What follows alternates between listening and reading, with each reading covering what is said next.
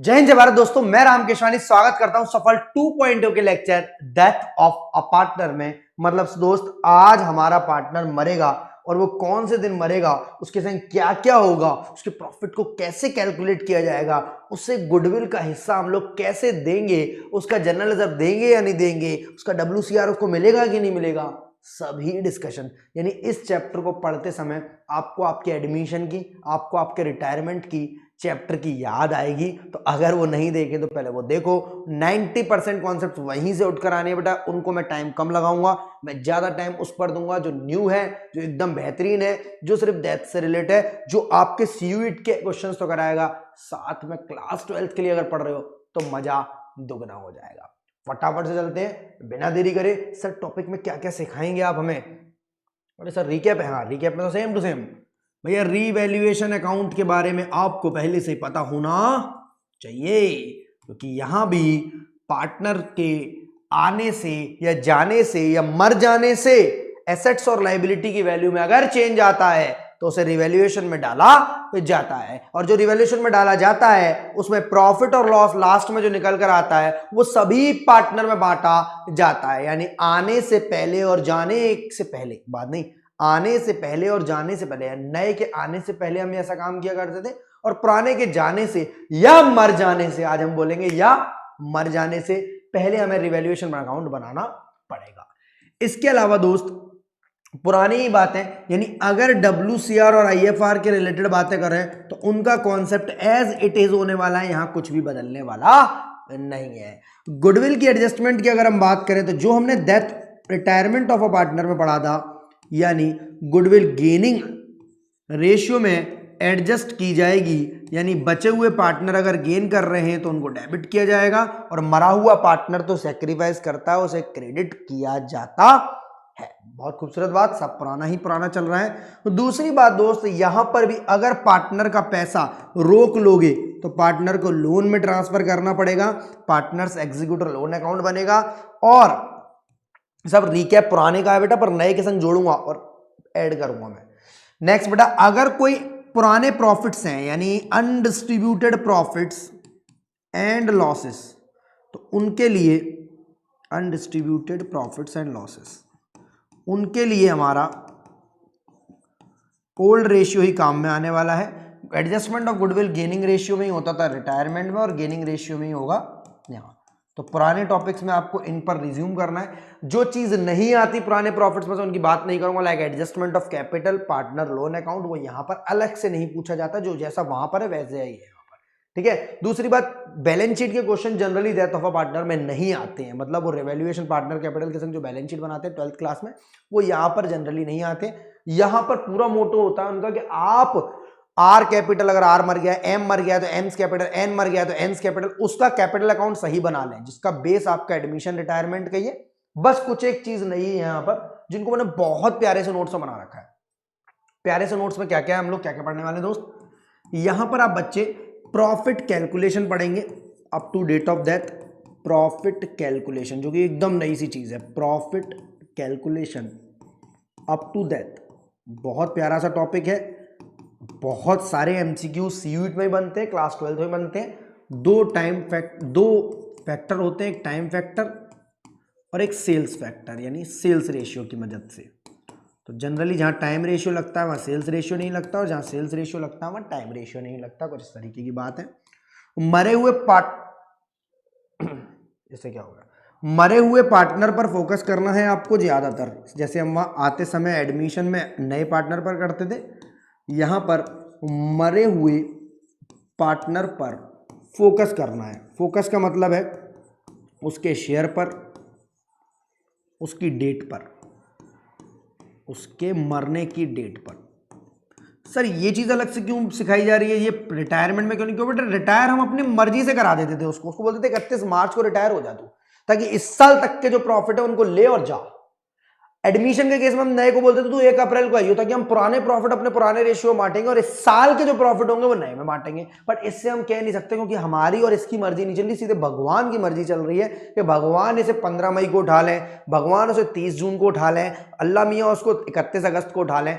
Generally partner आपका या तो ऑन 1 तारीख को मरेगा 15th को मरेगा या 30th को मरेगा या 31 को मरेगा, यानी साल के महीने के पहले दिन, महीने के बीच में या महीने के आखिरी में। सर हमने तो देखा है 12 जून को मरता है। हाँ, वो डेट्स मैं आपको बता दूंगा। इसके अलावा पार्टनर कौन कौन से दिन मरेगा मिड ऑफ द मंथ में, यानी ड्यूरिंग द मंथ अगर वो मरेगा तो इन डेट्स पर ही मरेगा। आप हजारों क्वेश्चन देख लेना क्लास 12 के, हजारों, 2 4 5 10 20 के बाद नहीं कर रहा हूं, हजारों क्वेश्चन देखना, आपका पार्टनर इन्हीं डेट्स पर मरेगा। वो मैं बताऊंगा आपको नोट्स में।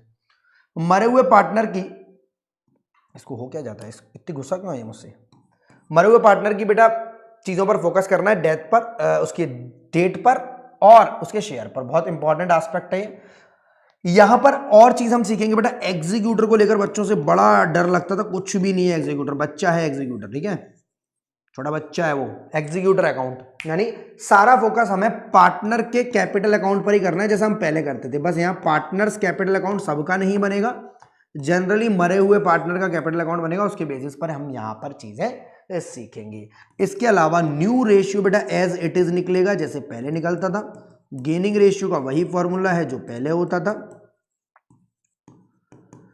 2-3 नई चीजें आ जाएंगी जो बहुत पहले आपने पढ़ी थी, दैट इज आईओसी, आईओडी पुराने चैप्टरों में पढ़ी थी। फर्स्ट चैप्टर फंडामेंटल में, वो यहां दोबारा लौट करा सकती हैं। IOL that is interest on loan, that is partner का लोन, पार्टनर की एसेट वाला लोन, पार्टनर की लायबिलिटी वाला लोन। ये सभी टाइप की चीजें यहां पर आपसे दोबारा से रिवाइज करा सकता है, क्योंकि जिस दिन पार्टनर जिस दिन तक जिंदा रहा है उस दिन का प्रॉफिट का हिस्सा तो लेगा, उसने जो कैपिटल लगाई है उस पर अगर आप उसे इंटरेस्ट देते हो तो वो भी लेगा, उसने अगर कोई ड्राइंग्स करी और आप इंटरेस्ट ऑन ड्राइंग्स चार्ज करते हो तो वो भी लेगा। यानी दोबारा से आप आईओडी को क्रेडिट करेंगे, आईओसी को क्रेडिट करेंगे और आईओडी को डेबिट करेंगे उसके कैपिटल अकाउंट में।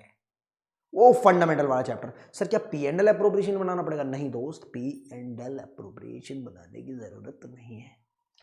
आगे बढ़ते हैं दोस्त। सबसे पहले देखो, बहुत प्यारे नोट्स है, मुश्किल से अगर आप इन्हें साथ में लिख लो यार, मैं रिक्वेस्ट ही कर रहा हूं, ऑर्डर तो नहीं दे सकता हूं मैं आप लोगों को, ठीक है, इतनी दूर रह रहे हो मुझसे, डर जाओगे ऑर्डर दूंगा तो मैं, तो रिक्वेस्ट ही कर रहा हूं बेटा, इन्हें साथ साथ लिख लो। बहुत थोड़ी सी तो नोट्स तो मिल जाते हैं हमको ऐप पर, अरे मिल जाते हैं ना, उसमें मजा नहीं है, मुझे ऐसा लगता है। मैं लिख कर लाया हूं ना, तो आप भी लिख लो यार प्यार से, फटाफट। चलो, date of death is the first tool. आपको पूरे क्वेश्चन में सबसे पहले जैसे बच्चे के जन्म की और मरण की तारीख, बच्चे के जन्म की और बड़े आदमी के मरण की तारीख लिखी होती है ना, जैसे यहां से यहां तक जिंदा रहा है। जन्म की तो हमें मतलब नहीं ये कब आया था, कब फॉर्म बनी थी, बट इसके मरण की तारीख मतलब मरने की तारीख वो हमें जरूर देखनी है। मरने की तारीख बहुत बेटा देखो, थोड़ा सा दुख जताएंगे हम इस चैप्टर में, क्योंकि कोई मर रहा है, ठीक है, तो हर बात पे हंसने की जरूरत नहीं है, आपको थोड़ा सा दुख जताना है, ठीक, समझ में आ रही है मेरी बात। आफ्टर कंसिडरिंग डेट, एक बार आपने डेट पकड़ ली यहां पर, जैसे मानो हमारा पार्टनर 15 मई को मरा है, तो वो इस साल में बेटा 1.5 महीने जिंदा रहा है या नहीं रहा है, 1.5 मंथ्स जिंदा रहा है या नहीं रहा है।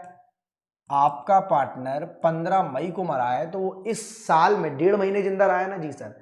Identify the method of profit calculation. इसके अलावा आपको प्रॉफिट कैलकुलेशन मेथड देखना है कि वो टाइम बेसिस पर है या सेल्स बेसिस पर है।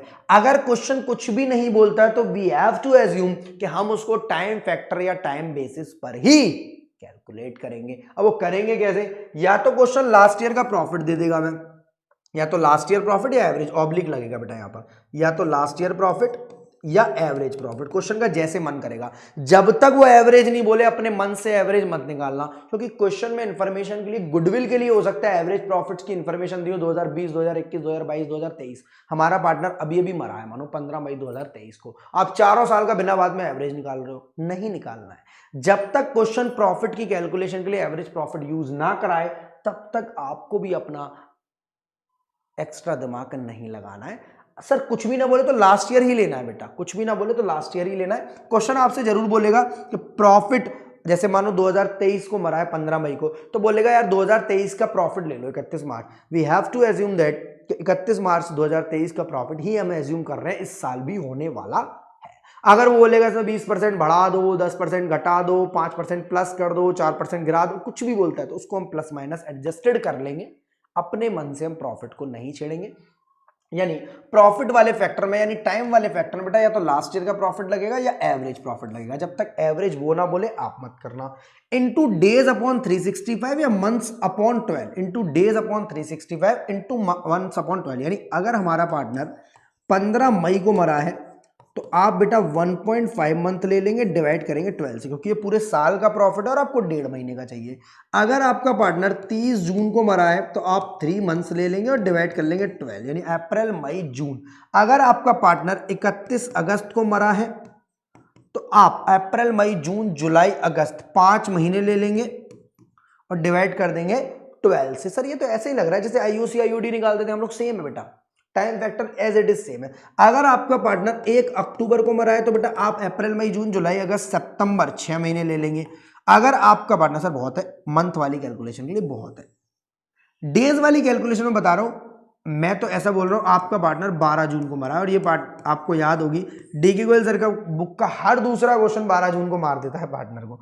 12 जून को मरा है तो आपका पार्टनर, इसमें बच्चे जनरली कई बार 1.5 महीना ले लेते हैं, सोचते हैं यार 15 ढाई महीना ले लेते हैं, अप्रैल पूरा जिंदा रहा, मई पूरा जिंदा रहा, 15 दिन की जगह 12 दिन जिंदा रहा, 3 दिन इधर उधर, कौन देख रहा है? ऐसा नहीं करना है, कैलकुलेशन देखना आप। अप्रैल में 30 दिन लेने बेटा, मई में 31 डेज और जून में 12 दिन आपको, तो 73 डेज। सर क्या हम एग्जाम में बैठ के यही करते रहेंगे तो 10-10 मिनट एक क्वेश्चन में गवा देंगे? बेटा पहली बात 2 या 3 क्वेश्चन आ रहे हैं और जो डेट्स आनी है वो मैं आपको बता दूंगा। आपका पार्टनर 12 जून को मरेगा, आपका पार्टनर 24 अगस्त को मरेगा, आपका पार्टनर 5 नवंबर को मरेगा। सुन लो मेरी बात।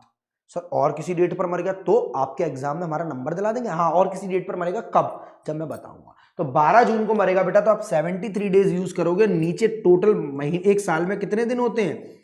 365, और ये 73 से 365 आपस में कट जाएगा 1/5, क्योंकि 365 की जो टेबल है वो 73 की टेबल में ही आता है। 73 1 जा 73, 73 2 जा 146, 73 3 जा 219। सर आप तो मतलब याद कर आए टेबल? हाँ, नहीं याद कर आया यार। 7 चौके 28 और 3 चौके 52, 292। जनरली ये आएंगे आपकी 4 डेट्स, वैसे ज्यादा से ज्यादा इंपॉर्टेंट है 12 जून और 24 अगस्त। अभी सब लिखा हुआ है, फिर भी आप साथ साथ लिखते जाओ यार, मुझे बहुत अच्छा लगेगा, सच बोल रहा हूं मैं। सुन लो मेरी बात बेटा, लास्ट ईयर प्रॉफिट या एवरेज प्रॉफिट पहली बात सुन लो, उसमें मंथ अपॉन 12 मंथ बेटा, date of death is the first rule, पहली बार मरने की तारीख, वो नहीं देखी क्वेश्चन में तो कुछ नहीं आएगा समझ में। 15 जून को मर रहा है तो अप्रैल मई जून 2.5 महीने ले लो। 15 जुलाई को 3.5 महीने ले लो। 31 जुलाई को मर रहा है, अप्रैल मई जून जुलाई 4 महीने ले लो। 1 अगस्त को मर रहा है, 4 महीने ले लो, अप्रैल मई जून जुलाई। मतलब डेट या तो स्टार्टिंग में मरेगा या मिड ऑफ द मंथ में, बिल्कुल 15 तारीख को मरेगा, या लास्ट में मरेगा। ड्यूरिंग द मंथ मरेगा तो कौन सी डेट्स पर मरेगा वो मैं डेट्स लिख कर दे रहा हूं आपको, इन्हीं डेट्स पर मरेगा। ठीक है, अब अगर हम सेल्स पर जाते हैं तो बेटा बाद में बात करते हैं, पहले इनकी तारीखों की बात कर ले, कौन से दिन मरेगा। देखो ये मरेगा आपका partner. If partner dies 15th 31st, अगर ऐसे दिन मर रहा है तो मंथ यूज करिए आप। बट अगर इफ पार्टनर, यहां लिखा नहीं है मैंने जानबूझकर, डाइज ऑन, अगर पार्टनर आपका मर रहा है कब सर? ड्यूरिंग द मंथ, यानी मंथ के बीच में, तो बेटा आपका पार्टनर मरेगा 12 जून को, क्योंकि आप 73 डेज यूज करते हैं वहां पर। भाई साहब को दिखा नहीं है, 146 है, ठीक है।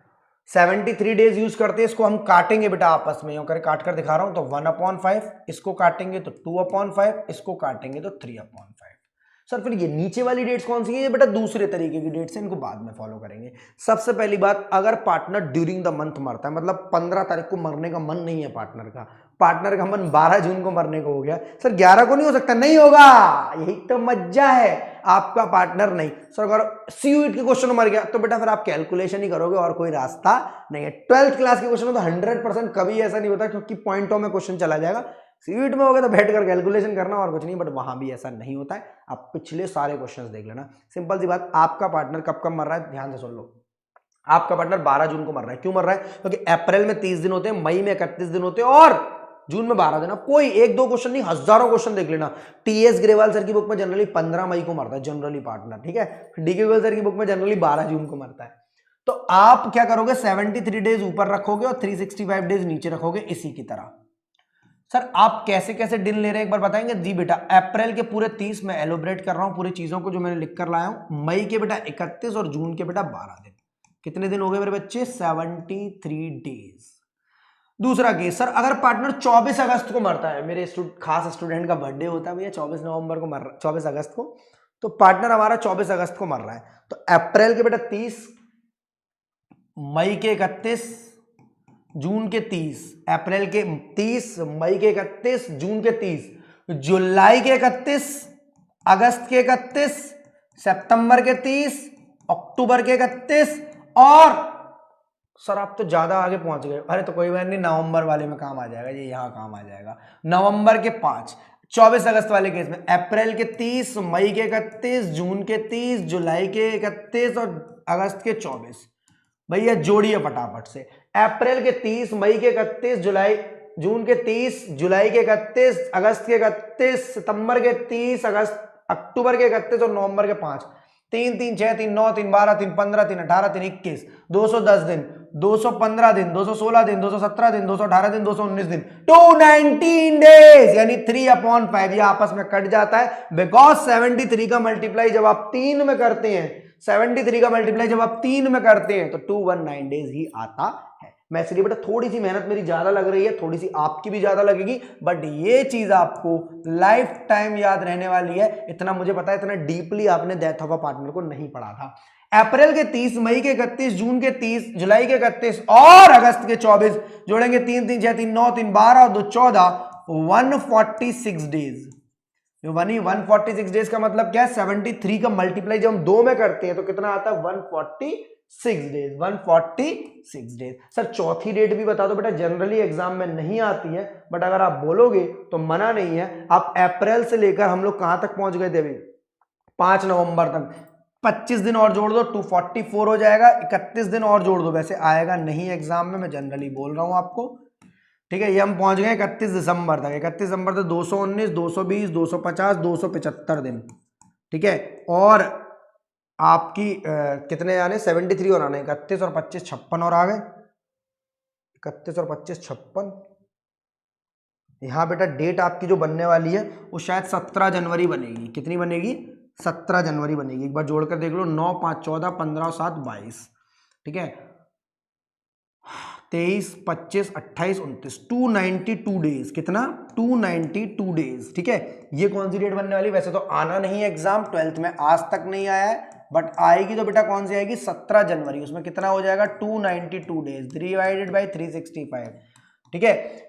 ये दो डेट्स मोस्टली आती हैं 80% क्वेश्चंस में, ये वाली 15% क्वेश्चंस में ये वाली, 5% क्वेश्चन में ये वाली। 5 नवंबर में आपको दिख जाएगी जब आप सैंपल पेपर करोगे क्लास 12 के, तो 5 नवंबर को मरेगा आपका पार्टनर, ठीक है। तो 292 डेज थे बेटा आपके, ये देखो 292 डेज। तो सारे तरीके की डेट्स मैंने आपको दे दी है। बहुत इंपॉर्टेंट हो गया आपके लिए लेक्चर। मतलब पिछले 15 मिनट में हमने सिर्फ डेट ऑफ डेथ को इतना डीपली पढ़ा है, इतना ब्रीफली पढ़ा है कि हमें लगी नहीं रहा हम वन शॉट वीडियो से पढ़ रहे हैं, ऐसा लग रहा है हम नॉर्मल क्लास में बैठे हुए हैं, ठीक है। ये बातें इतनी डिटेल में वहां भी नहीं पड़ेगी। अब मेरी बात समझो, मैंने ये 2 टाइप की डेट्स क्यों लिखी है बेटा? ये सारा फॉलो हो रहा है कैलेंडर ईयर।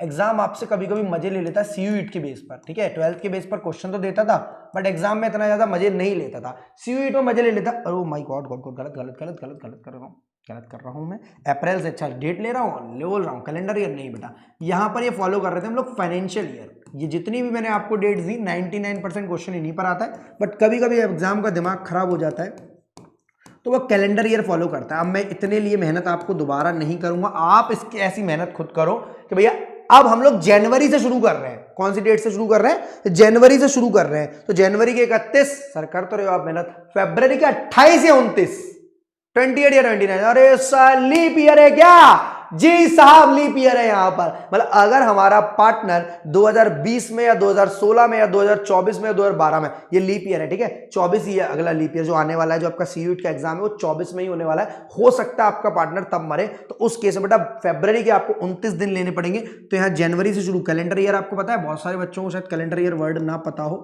तो मैं सभी बच्चों को एक जैसा नहीं मानता हूं। कैलेंडर ईयर बेटा ये होता है जो घर में हमारा कैलेंडर टंगा होता है ना, अंग्रेजी महीने के हिसाब से है, अंग्रेजी महीने वाला। इंग्लिश कैलेंडर जनवरी से दिसंबर वाला। न्यू ईयर मनाते हैं जिसको हम 31 को रात को, ठीक है, मस्त हो जाते हैं बच्चे सारे। 31 फरवरी के बेटा 28 या 29, फिर मार्च के 13 या 14। 13 या 14 का मतलब क्या है? अगर ये लीप ईयर लोगे तो 13 मार्च आएगी, लीप ईयर लोगे तो 13 मार्च आएगी, और नॉर्मल वाला लोगे 28 वाला लोगे महीना तो 14 मार्च आएगी, ठीक है। तो आप बाकी आप डेट्स कर लेना, यहां पर मैंने सारी देख रखी हैं, आपको लिख रखी हैं। 13 या 14 मार्च, 24 या 25 मई, 6 या 7 जुलाई। मेरे पापा का बर्थडे है यहाँ पर और इन्होंने गलत दे दिए यहाँ पर डेज, 219 डेज।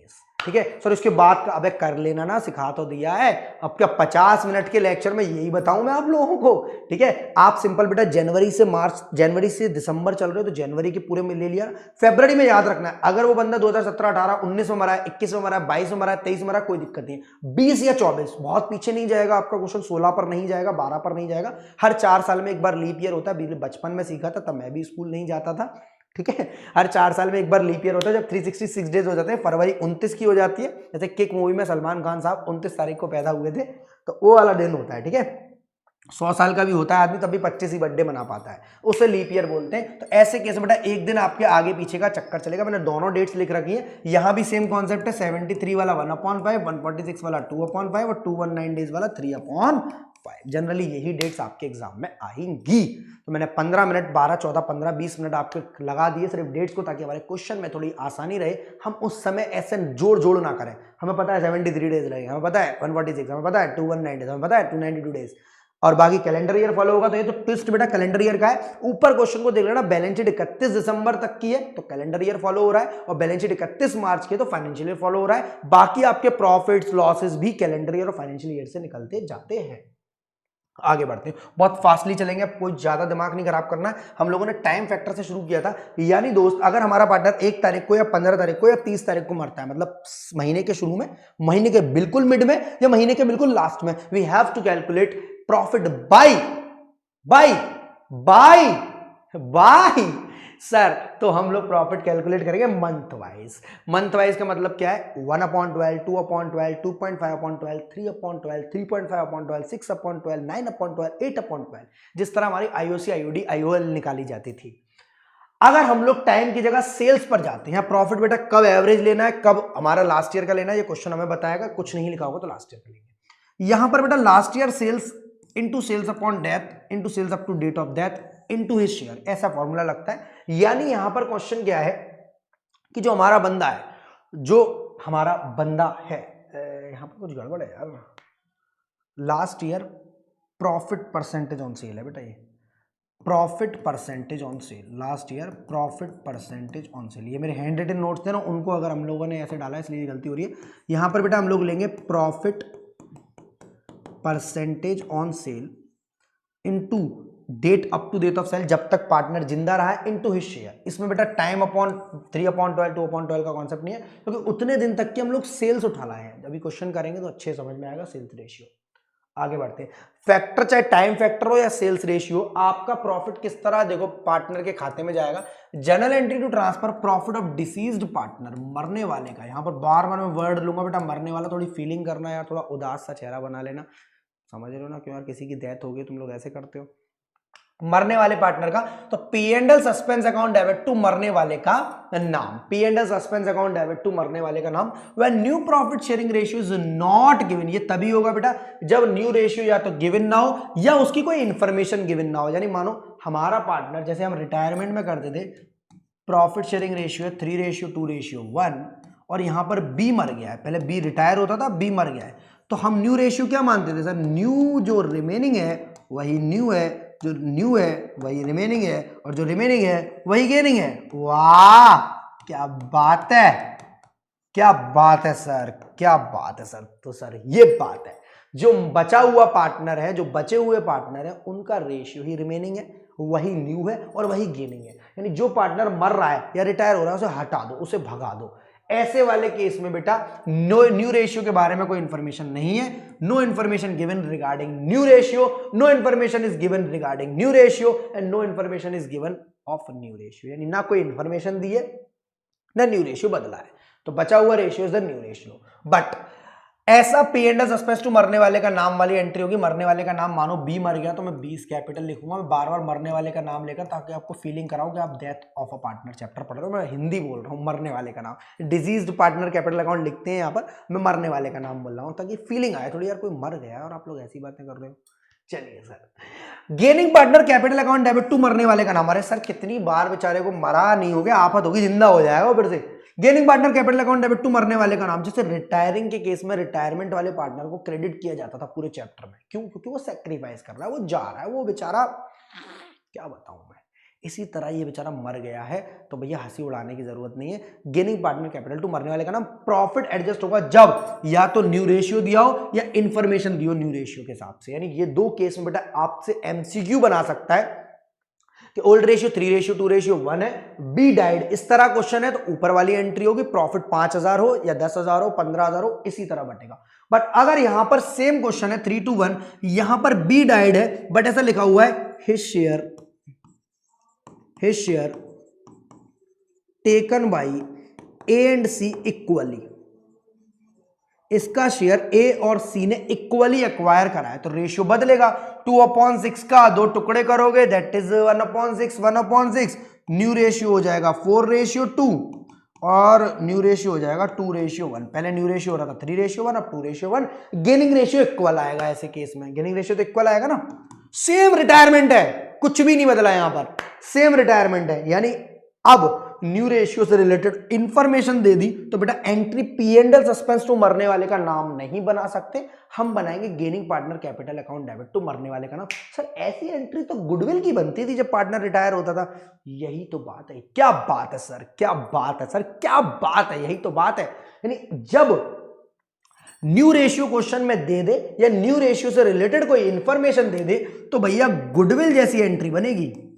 गुडविल को एडजस्ट करते हैं, गुडविल को एडजस्ट करते हैं वैसी एंट्री बनेगी, गुडविल को एडजस्ट करते हैं वैसी entry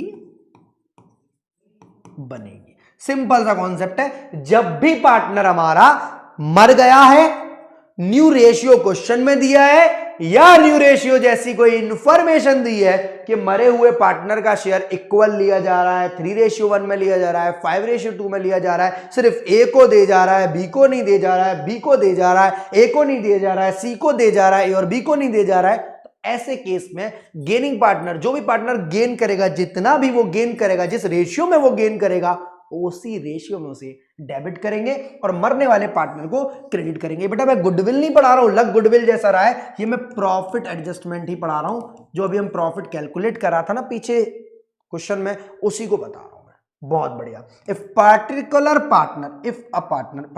partner dies during the month and usually on this dates, अगर पार्टनर मरेगा तो इन दिनों पर मरेगा। इफ फॉलोज फाइनेंशियल ईयर, ये जो पीछे आपने डेट देखी ना वो फाइनेंशियल ईयर वाली थी, और जो दूसरे टाइप की डेट थी वो कैलेंडर ईयर वाली थी। मैंने दोनों ही आपको पढ़ा दी, बस सेल्स रेशियो थोड़ा जल्दी में निपटाया, वो क्वेश्चन के संग निपटाएंगे।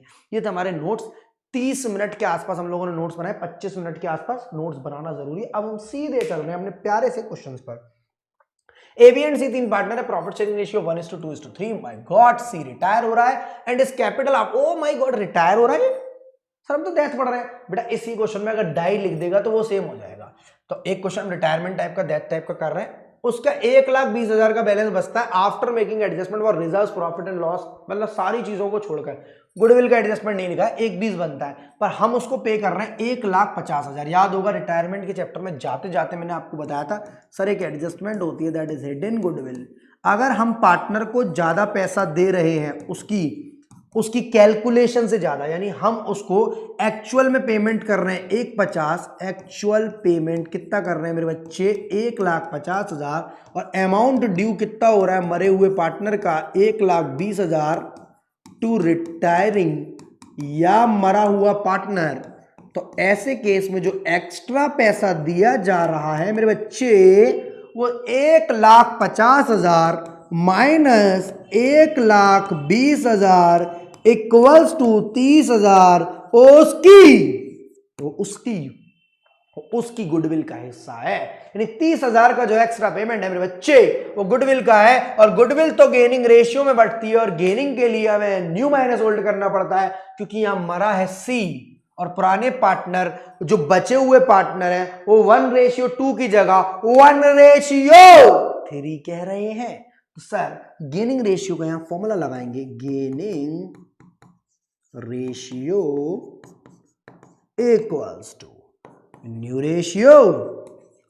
Ratio minus old ratio, new ratio minus old ratio.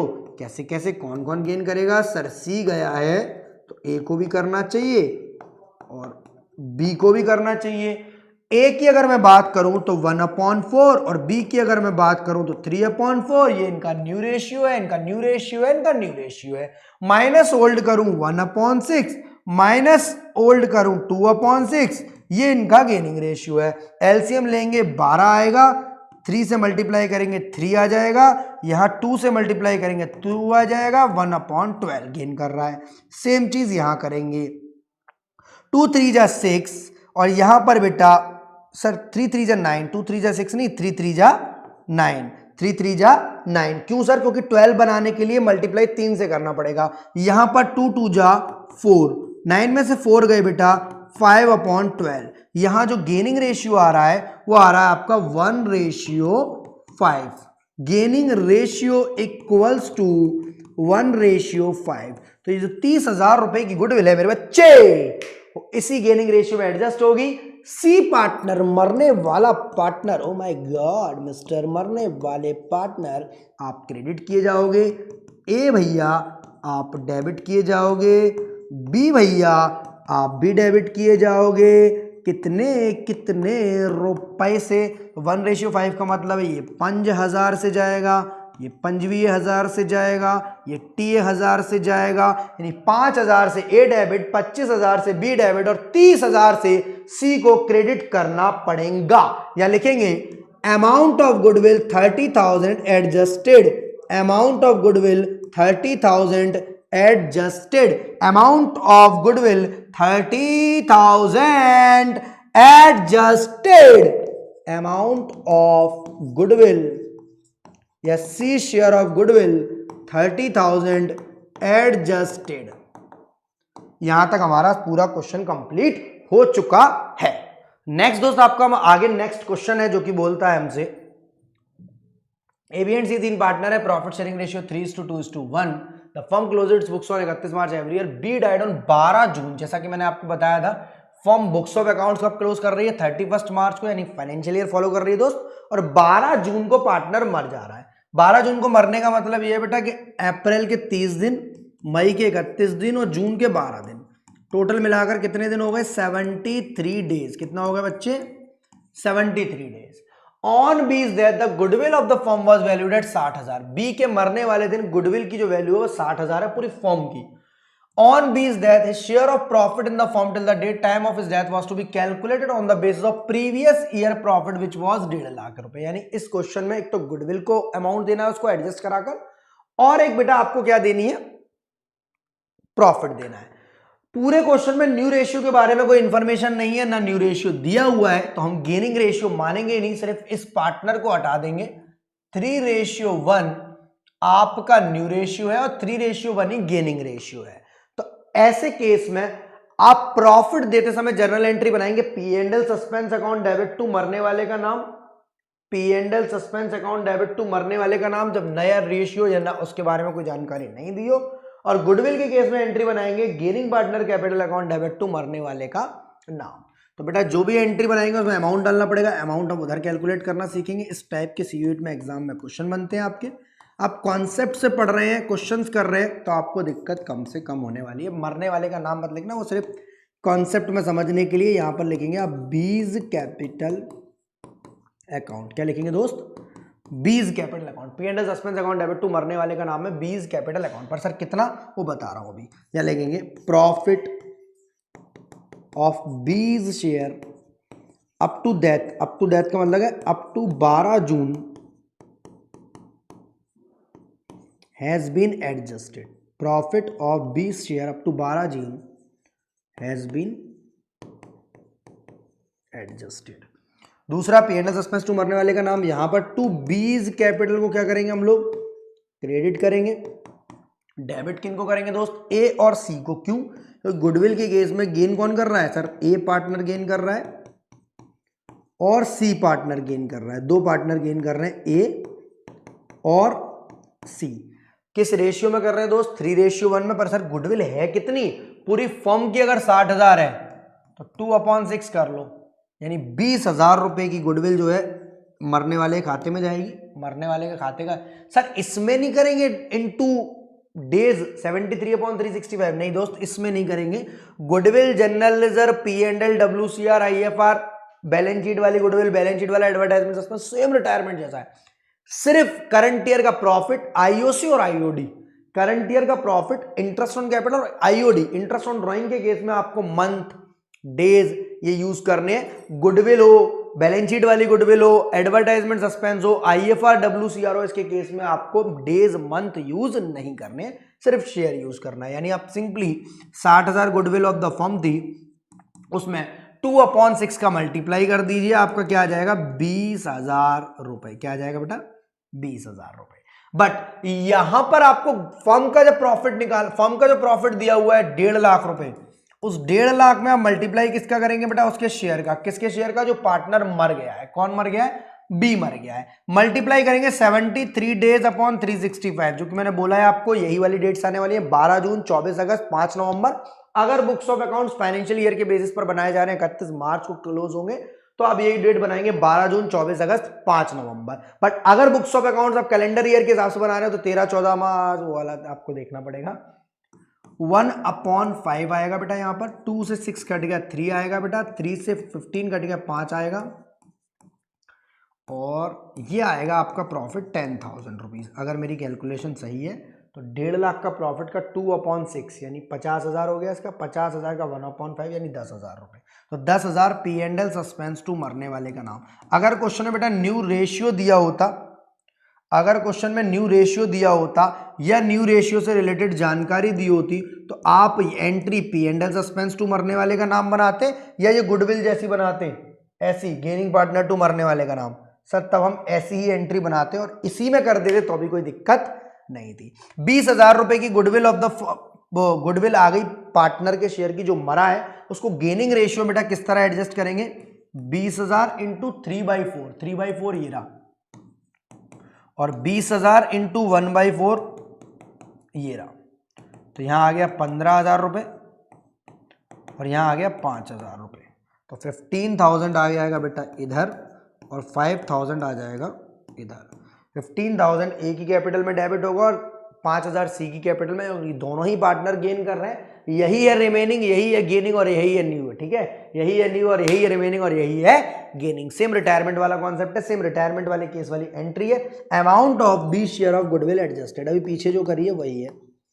Amount of, वहां बेटा गेनिंग रेशियो निकाला था बिकॉज न्यू दिया हुआ था, यहां पर हमें न्यू नहीं दिया है तो बचा हुआ ही रिमेनिंग है, बचा हुआ ही गेनिंग है और बचा हुआ ही न्यू है। चलिए जहां न्यू की जरूरत पड़ेगी वहां न्यू की तरह यूज कर लेंगे। एक और बेहतरीन सा क्वेश्चन, देव स्वाति एंड संस्कार, क्या क्या नाम है, नाम में ही संस्कार है। प्रॉफिट फर्म में ले रहे हैं 2:2:1 में, यानी प्रॉफिट शेयरिंग रेशियो दिया हुआ है, बैलेंस शीट दी हुई है 31 मार्च, यानी अगर पार्टनर 15 मई 30 जून ऐसे मरेगा तो महीने लगा देंगे, और अगर डेट्स वाली मरेगा तो 12 जून 24 अगस्त 5 नवंबर आपको याद करा दूंगा। क्वेश्चन में बेटा कैपिटल लायबिलिटीज साइड चीजें दी हुई हैं कि बैलेंस शीट 31 मार्च की है, यानी अगर कोई रिवैल्यूएशन वगैरह होगा तो करेंगे।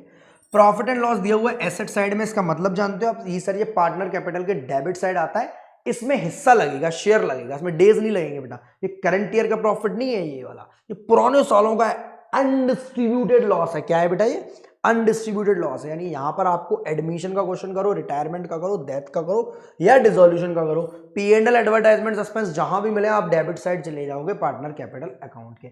इधर का माल इधर और इधर का माल इधर, general reserve WCR IFR P&L इधर। ऑन 30 जून 2020 देव मर रहा है, यानी अभी हम शेयर पर हिस्सा लगा लेंगे, गोला लगा लेंगे। ये डेटा 6 मार्क तक का क्वेश्चन आता था 12th क्लास में। According to Dev was entitled to interest on capital at 12% per annum, यानी इस केस में इंटरेस्ट ऑन कैपिटल भी देनी पड़ेगी आपको अप्रैल मई जून 3 महीनों की, 12% पर एनम के हिसाब से 3 महीनों की आपको इंटरेस्ट ऑन कैपिटल भी देनी पड़ेगी। इसका शेयर का profit at date of death was to be calculated on the basis of average profit of last 4 years. 4 साल के प्रॉफिट का एवरेज निकाल लो आप, यानी यहां पर क्वेश्चन आपको बोल रहा है, डेटा भी दे रहा है और बोल भी रहा है, तो यहीं पर निकाल लो, इसको जोड़ो, इसको जोड़ो, इसको घटा लो, ये लॉस है चौथे साल का। तो इस टाइप का क्वेश्चन मैं पहले ही बता रहा हूं, जोड़ो बेटा 4 2,04,000 और 1,80,000, 3,84,000। 3,84,000 में से 90,000 गए, 2,94,000। 2,94,000 में से नहीं जोड़ेंगे ये, 2 4 3 84, 3 84 और 90 कितने हुए, 4,74,000। 4,74,000 माइनस 57,000 डिवाइडेड बाई 4, जो भी आएगा उसका 4 से डिवाइड करेंगे, एवरेज प्रॉफिट आ जाएगा। मल्टीप्लाई करेंगे, देव मरा है तो देव का शेयर क्या था सर, देव का शेयर था 2/5, देव का शेयर था 2/5 और मल्टीप्लाई कर देंगे भैया कहां हो कहां हो कहां हो कहां हो, कब मरे हो तुम, 30 June. Date of death is the first tool of question. बेटा अगर ये कैलेंडर ईयर का क्वेश्चन होता है, यहां पर 31 मार्च की जगह 31 दिसंबर को बैलेंस शीट बनाई जा रही होती तो हम 6 महीने लेते। ये बात याद रखने वाली है, ये एग्जाम में आपसे दिक्कत कर सकती है, सीयूईटी में जनरली ऐसी चीजें पूछता है। तीनों प्रॉफिट को जोड़ा बेटा कितना हो गया, 284, 384, 474, 474 माइनस 57, 4,17,000 ये टोटल प्रॉफिट है। डिवाइड करेंगे 4 से, ये आएगा एवरेज प्रॉफिट आपका। सर यही कैलकुलेशन करो, हाँ वहाँ सीधे कैपिटल अकाउंट बना लेंगे। डिवाइड करेंगे 4 से, 4 1 जा 4, बीच में जीरो आता है बेटा, कई सारे बच्चों को मैथमेटिक्स भूल चुके हैं बेटा, यहाँ 41 आ गया तो बीच में जीरो, क्योंकि 4 का 10 से मल्टीप्लाई करेंगे तो 40 हो जाता है, ठीक है। 4 4 जा 16, फिर 1 बचा, 4 2 जा 8 और फिर 5, 10,000, 1,04,250, ये आ गया आपका average profit. Multiply by 2/5, multiply by 3/12। 3 से 12 कट गया 4 बार में, 2 से 4 कट गया बेटा 2 बार में, 2 से 10 कट गया 5 बार में, 2 2 जा 4, ये तो पॉइंट में चला जाएगा भैया, 2 2 जा 2 5 जा 10, 2 2 जा 4, 2 1 जा 2, पावन 125 और काटेंगे, 5 1 जा 5, 50, फिर जीरो आ गया, 5 2 जा 10, नहीं 5 4 जा 20, 10,425 ही आएगा जहां तक है प्रॉफिट इसका प्रॉफिट। एक बार कैलकुलेटर से टैली कर लेते, 10,425 ही आना चाहिए। एक बार कैलकुलेटर से टैली कर लेते हैं, सारे प्रॉफिट को जोड़ लो, 2,04,000। ऐसे क्वेश्चन, अब क्या हो गया, तो वो नोट तो ये चलाना नहीं आता इसलिए मैं तुझे यूज भी नहीं करता। 2,04,000 प्लस 1,80,000, यार देसी कैलकुलेटर की आदत है हमको। 2,04,000 प्लस 1,80,000 प्लस 90,000 माइनस 57,000, यहां तक तो सही है। 4,17,000 डिवाइड कर दो इसे 4 से,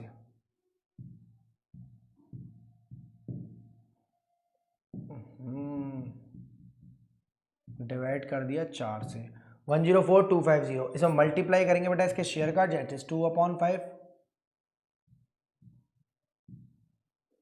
अपॉन 5, 41700 इनटू मंथ लगाएंगे 3/12, 10,425 हमारा आंसर एकदम सही है, ठीक है। हमने नॉर्मल कैलकुलेशन ही कर लिया। ये बेटा पी एंड एल सस्पेंस में जाएगा या गेनिंग पार्टनर टू मरने वाले में जाएगा, sir P and L suspense में, क्योंकि ना न्यू रेशियो दिया हुआ है ना न्यू रेशियो के बारे में कोई जानकारी दी हुई है। इसके अलावा क्वेश्चन में क्या कहीं गुडविल के बारे में कोई जानकारी है, पूरे क्वेश्चन में कहीं गुडविल के बारे में, कहीं भी कोई भी कैसी भी गुडविल के बारे में जानकारी है क्या, जी सर नहीं है। दे विड्रॉ 15,000 टू पे for his medical bills, that is your drawings, तो ये बेटा डेबिट साइड चली जाएगी टू ड्राइंग्स के नाम से।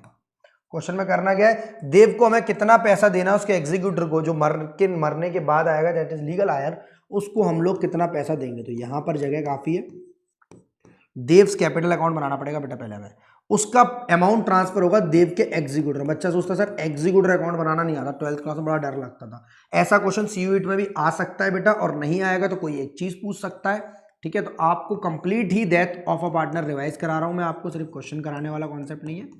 अमाउंट का डेबिट, अमाउंट का credit, particulars amount, particular amount, same format जो हम कहाँ बनाते थे सर, रीवैल्यूएशन। सर यहाँ और पार्टनर का नहीं बनेगा, स्वाति का और संस्कार का नहीं बेटा, जरूरत नहीं है, उसने हमसे सिर्फ देव का। पूरे चैप्टर में आपको बार बार यही पूछेगा। सबसे पहले बाय बैलेंस वीडियो में किसकी कैपिटल डालूं सर, देव भैया की 77,000, अंजलि का देव है। दूसरा पी एंड एल सस्पेंस, अभी अभी पीछे हमने देखा कितना आया था, P&L सस्पेंस देखा था ना अभी पीछे, कितना आया था, कहाँ गया, 10,425 रुपए अकॉर्डिंग टू पार्टनरशिप एग्रीमेंट। इसको इंटरेस्ट ऑन कैपिटल भी देनी है 12%, वो दे देंगे हम इसको इंटरेस्ट ऑन कैपिटल भी देनी है। तो P&L सस्पेंस में 10,425 10425 बाई इंटरेस्ट ऑन कैपिटल। बेटा IOC IOD और करंट ईयर के प्रॉफिट पर, तीन चीजों पर हमारी क्या लगती है बेटा, टाइम फैक्टर लगता है। मतलब जिस दिन पार्टनर मरा है, लाइक 30 जून को मरा है, तो हमारे लिए इंपॉर्टेंट डे है, यानी 77,000 पर हमको इंटरेस्ट देनी पड़ेगी कितने परसेंट के हिसाब से, जितना बोला गया है। 6% मत दे देना अपने मन से हर क्वेश्चन में, 12% के हिसाब से। 12% इंटू 3/12। 3/12 क्यों? क्योंकि सर वो 3 महीने ही तो जिंदा रहा है, तो 3 महीने की तो इंटरेस्ट देनी है हमको, बस सिर्फ 3 महीने जिंदा रहा है तो 3 महीने की इंटरेस्ट देनी है। 12 से 12 उड़ा दो, 2 जीरो से 2 जीरो उड़ा दो, 0 का 0 आ गया, 3 7 जा 21, 3 7 जा 21 और 2 2 3 1 0, 2310 रुपए। कितने आएगा यहाँ पर, 2310 रुपया। 2310 2310 आपको पता है 77,000 इंटू 12% इंटू 3/12, 12 से 12 काट दिया, 70 का मल्टीप्लाई 3 में कर दिया। P&L सस्पेंस 57,000 का, इसका मल्टीप्लाई हमको किस में करना है, इसका मल्टीप्लाई करना है सर इसके शेयर में। कितना शेयर है, 2/5। क्या इसमें 3/12 लगाना चाहिए? नहीं सर, सिर्फ करंट ईयर का प्रॉफिट IOC और IOD में लगाते हैं हम लोग। 5 से 5 कट गया एक बार में, और यहां पर बीच में आ रहा है 0 11, बहुत बढ़िया, फिर आएगा 11,400, 11 पंजे 55 और 4 पंजे 20, ठीक है बेटा। 22,800 का जो प्रॉफिट है वो हमारा डेबिट साइड जाएगा। 22,800 का जो प्रॉफिट एंड लॉस है, जो लॉस है हमारा, वो डेबिट साइड जाएगा। इधर का माल इधर और इधर का होता तो इधर। क्वेश्चन में अब एक इंपॉर्टेंट चीज रहेगी, ड्राइंग्स जैसी चीज तो है, 15,000 इसको डेबिट। सर IOD नहीं लगाएंगे 6%? अरे भैया अपने मन से नहीं लगाते हम लोग, सिर्फ पार्टनर के लोन पर इंटरेस्ट 6% अपने मन से देते। अगर वो लोन पार्टनर ने फर्म को दिया और लाइबिलिटी साइड में शो हो रहा है, पार्टनर ने फर्म को दिया और लाइबिलिटी साइड शो, फंडामेंटल में पढ़ाया था मैंने आपको। जी sir. Share in profit up to date of death, इसके बारे में जानकारी दी है, पर गुडविल के बारे में कोई भी कैसी भी कहीं भी जानकारी नहीं दी है, तो हम गुडविल को इग्नोर करेंगे। वैसे जनरली गुडविल दी होती है, हम ड्राइंग्स के नाम से 15,000 डेबिट में डाल देंगे। ड्राइंग्स के नाम से 15,000 को कहां डाल देंगे मेरे बच्चे, डेबिट में डाल देंगे। 2 ड्राइंग्स, बहुत आराम से कर रहे हैं क्वेश्चन को। बैलेंस बीडी बेटा ये वाला पैसा गया है। P&L सस्पेंस में बेटा प्रॉफिट कैलकुलेट किया था हमने, जो सीखा था हमने, तो भैया 4 साल का एवरेज प्रॉफिट, ऐसा क्वेश्चन बोल रहा है, हम अपने मन से नहीं कर रहे हैं। हम अपने मन से करते तो लॉस लेते। और डिवाइड बाई 4, फिर उसमें उसका शेयर, फिर उसमें उसके मंथ लगा दिए। ड्राइंग्स को ढूंढकर हमने डेबिट किया।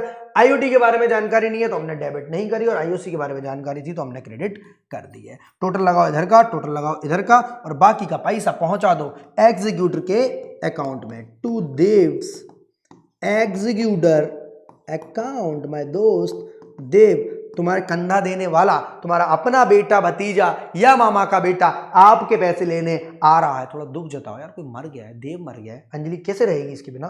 सर अंजलि इसके बिना रह सकती थी, तभी तो इसको छोड़कर चली गई। हाँ जी, अरे सर क्यों, अभी कैलकुलेटर नहीं, पहले हम अपने आप करेंगे। 77 और 10, 77 और 10 87, 87 और 2 89,000, बहुत बढ़िया। 400 और 300 725, 735 तो 89,735। जो हमारे बच्चों को कैलकुलेटर नहीं दिया तो हम क्यों यूज करें। 77 10 87 और 2 89, 4 और 3 7, 89,735। जरूरत है कि वहां कर लेंगे। 22 और 15 37, 37,800 को हमें लेस करना है। 37,800 को हमको लेस करना है। यहाँ 935 आएगा, अच्छी बात है। और 8 में 7 गए, 1 आएगा, अच्छी बात है। और 8 में से 3 गया, 1 आएगा। 51,935। एक बार बेटा कैलकुलेशन चेक कर लेना, बाकी क्वेश्चन में कोई कमी नहीं लग रही है मुझे। ड्राइंग्स 15,000 ही थी ना, 1500 तो नहीं थी, घेल पे उड़ जाए। 12% ही थी ना, और 12% का 3/12 ही किया था ना। जी सर। P&L सस्पेंस सही डाला था ना? जी सर। गुडविल के बारे में कोई जानकारी सच में नहीं थी ना? जी सर, सच में नहीं थी। गुडविल के बारे में कोई भी जानकारी, मुझे इतना बड़ा क्वेश्चन देखकर थोड़ा डर लग जाता है, कहीं ऐसा ना हो कि गलत हो जाए मुझसे। P&L सस्पेंस 22,800 रुपये सही बांटा था हमने, क्योंकि देव का था, स्वाति का, संस्कार का नहीं था। सर इसमें मंथ नहीं लेंगे बेटा, किसी में नहीं लेंगे, सिर्फ करंट ईयर प्रॉफिट में मरा पार्टनर पिछले साल के प्रॉफिट या एवरेज प्रॉफिट जैसे निकाला। IOC और IOD, सिर्फ यही IOL भी हो सकता है। यही मंथ लगते हैं, बाकी कहीं मंथ नहीं लगते। 51935 आंसर मुझे सही लग रहा है एग्जीक्यूटर में। यही आपके एग्जाम में क्वेश्चन इस टाइप के पूछे जा सकते हैं सर। इतने बड़े बड़े बेटा, बहुत सारे डायरेक्ट भी आएंगे 6% पर एनम लगाने वाले। आगे बढ़ते हैं सर। अब एक और बेहतरीन क्वेश्चन को सर हम फिर वो कब करेंगे, एमसीक्यू बहुत सारे आगे करेंगे, पहले कॉन्सेप्ट को तो दमने दो, रमने दो concept. Aman, Raman and Suman 3 partner है बेटा। Profit sharing ratio 3:2:1 my friend. Profit and sales for the year, profit की भी जानकारी दी है, सेल्स की भी दी है। सेल्स 10 लाख है, प्रॉफिट 3 लाख है। जब तक सेल्स की जानकारी नहीं देगा हम सेल्स रेशियो अपने मन से लगा ही नहीं सकते। या पिछली साल का प्रॉफिट कितना है बेटा, 3 लाख, और पिछली साल की सेल्स कितनी है, 10 lakh.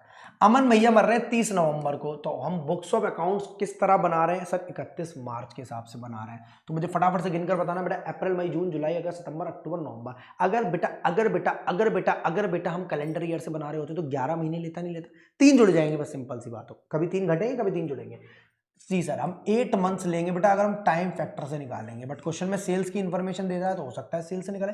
Calculate the share of diseased partner, मरने वाले पार्टनर का प्रॉफिट निकालो 1 अप्रैल 21 से 30 नवंबर 21 तक, यानी 31 मार्च 21 का डेटा आपको दिया हुआ है, 1 अप्रैल से 30 नवंबर तक। अगर वो ऐसे फॉलो कर रहा है on the basis of sales और on the basis of time, time वाला फटाफट कैसे निकालोगे मुझे बताओ, जर्नल एंट्री क्या बनाओगे तुम लोग, निकालो जब तक मैं जर्नल एंट्री लिख लूँ।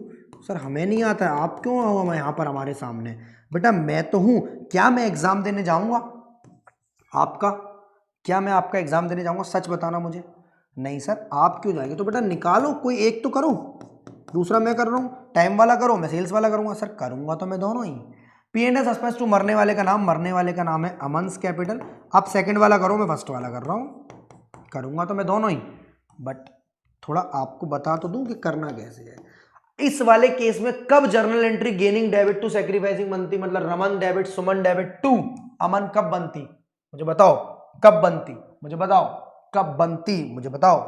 सर एकता कपूर का सीरियल देखते हैं क्या आप, इतनी बार एक एक चीज क्यों बोलते हैं, बताओ मुझे कब बनती। सर जब न्यू रेशियो या उससे रिलेटेड कोई इंफॉर्मेशन दी होती तो entry P&L suspense account debit to मरने वाले का नाम नहीं बनती, फिर एंट्री बनती gaining partners capital account debit to मरने वाले का नाम।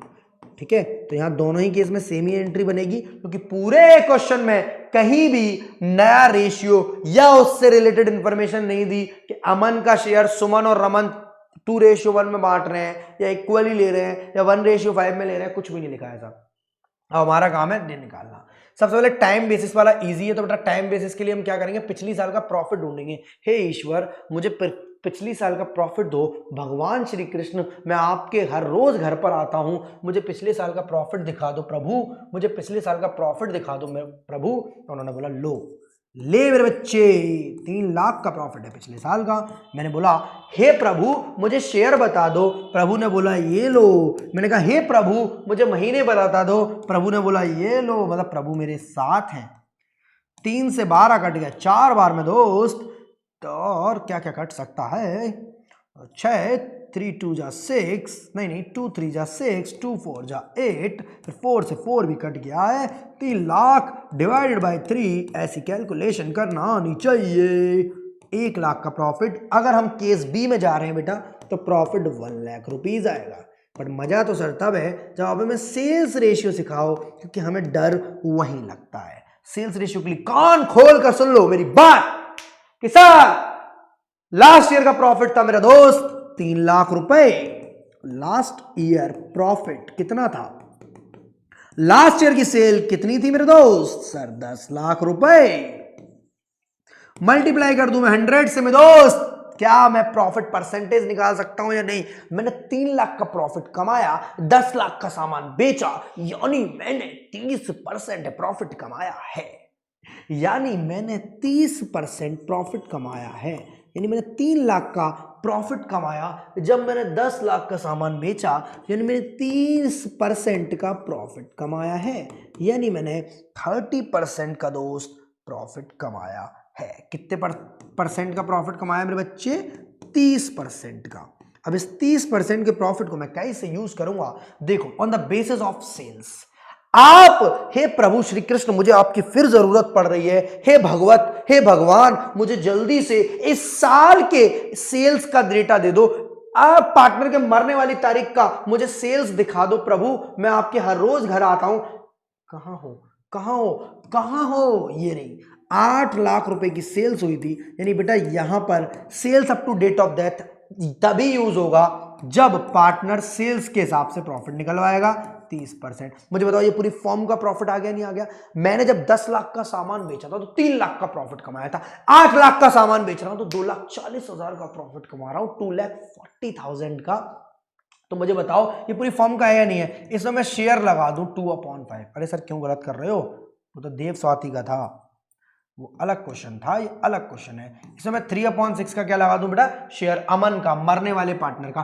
क्या मैं इसमें 8/12 लगाऊं? नहीं सर, ये 8/12 लग तो गई सेल्स, ये 8/12 ही तो सेल्स है, तभी तो हम नहीं यूज करते यहां पर टाइम फैक्टर। यहां पर सेल्स लग गई, उस टाइम फैक्टर की जगह सेल्स आकर खड़ी हो गई है। बोल रही हूं मैं हूं 8 महीने की सेल, अप्रैल मई जून जुलाई अगस्त सितंबर अक्टूबर नवंबर की सेल्स मैं हूं।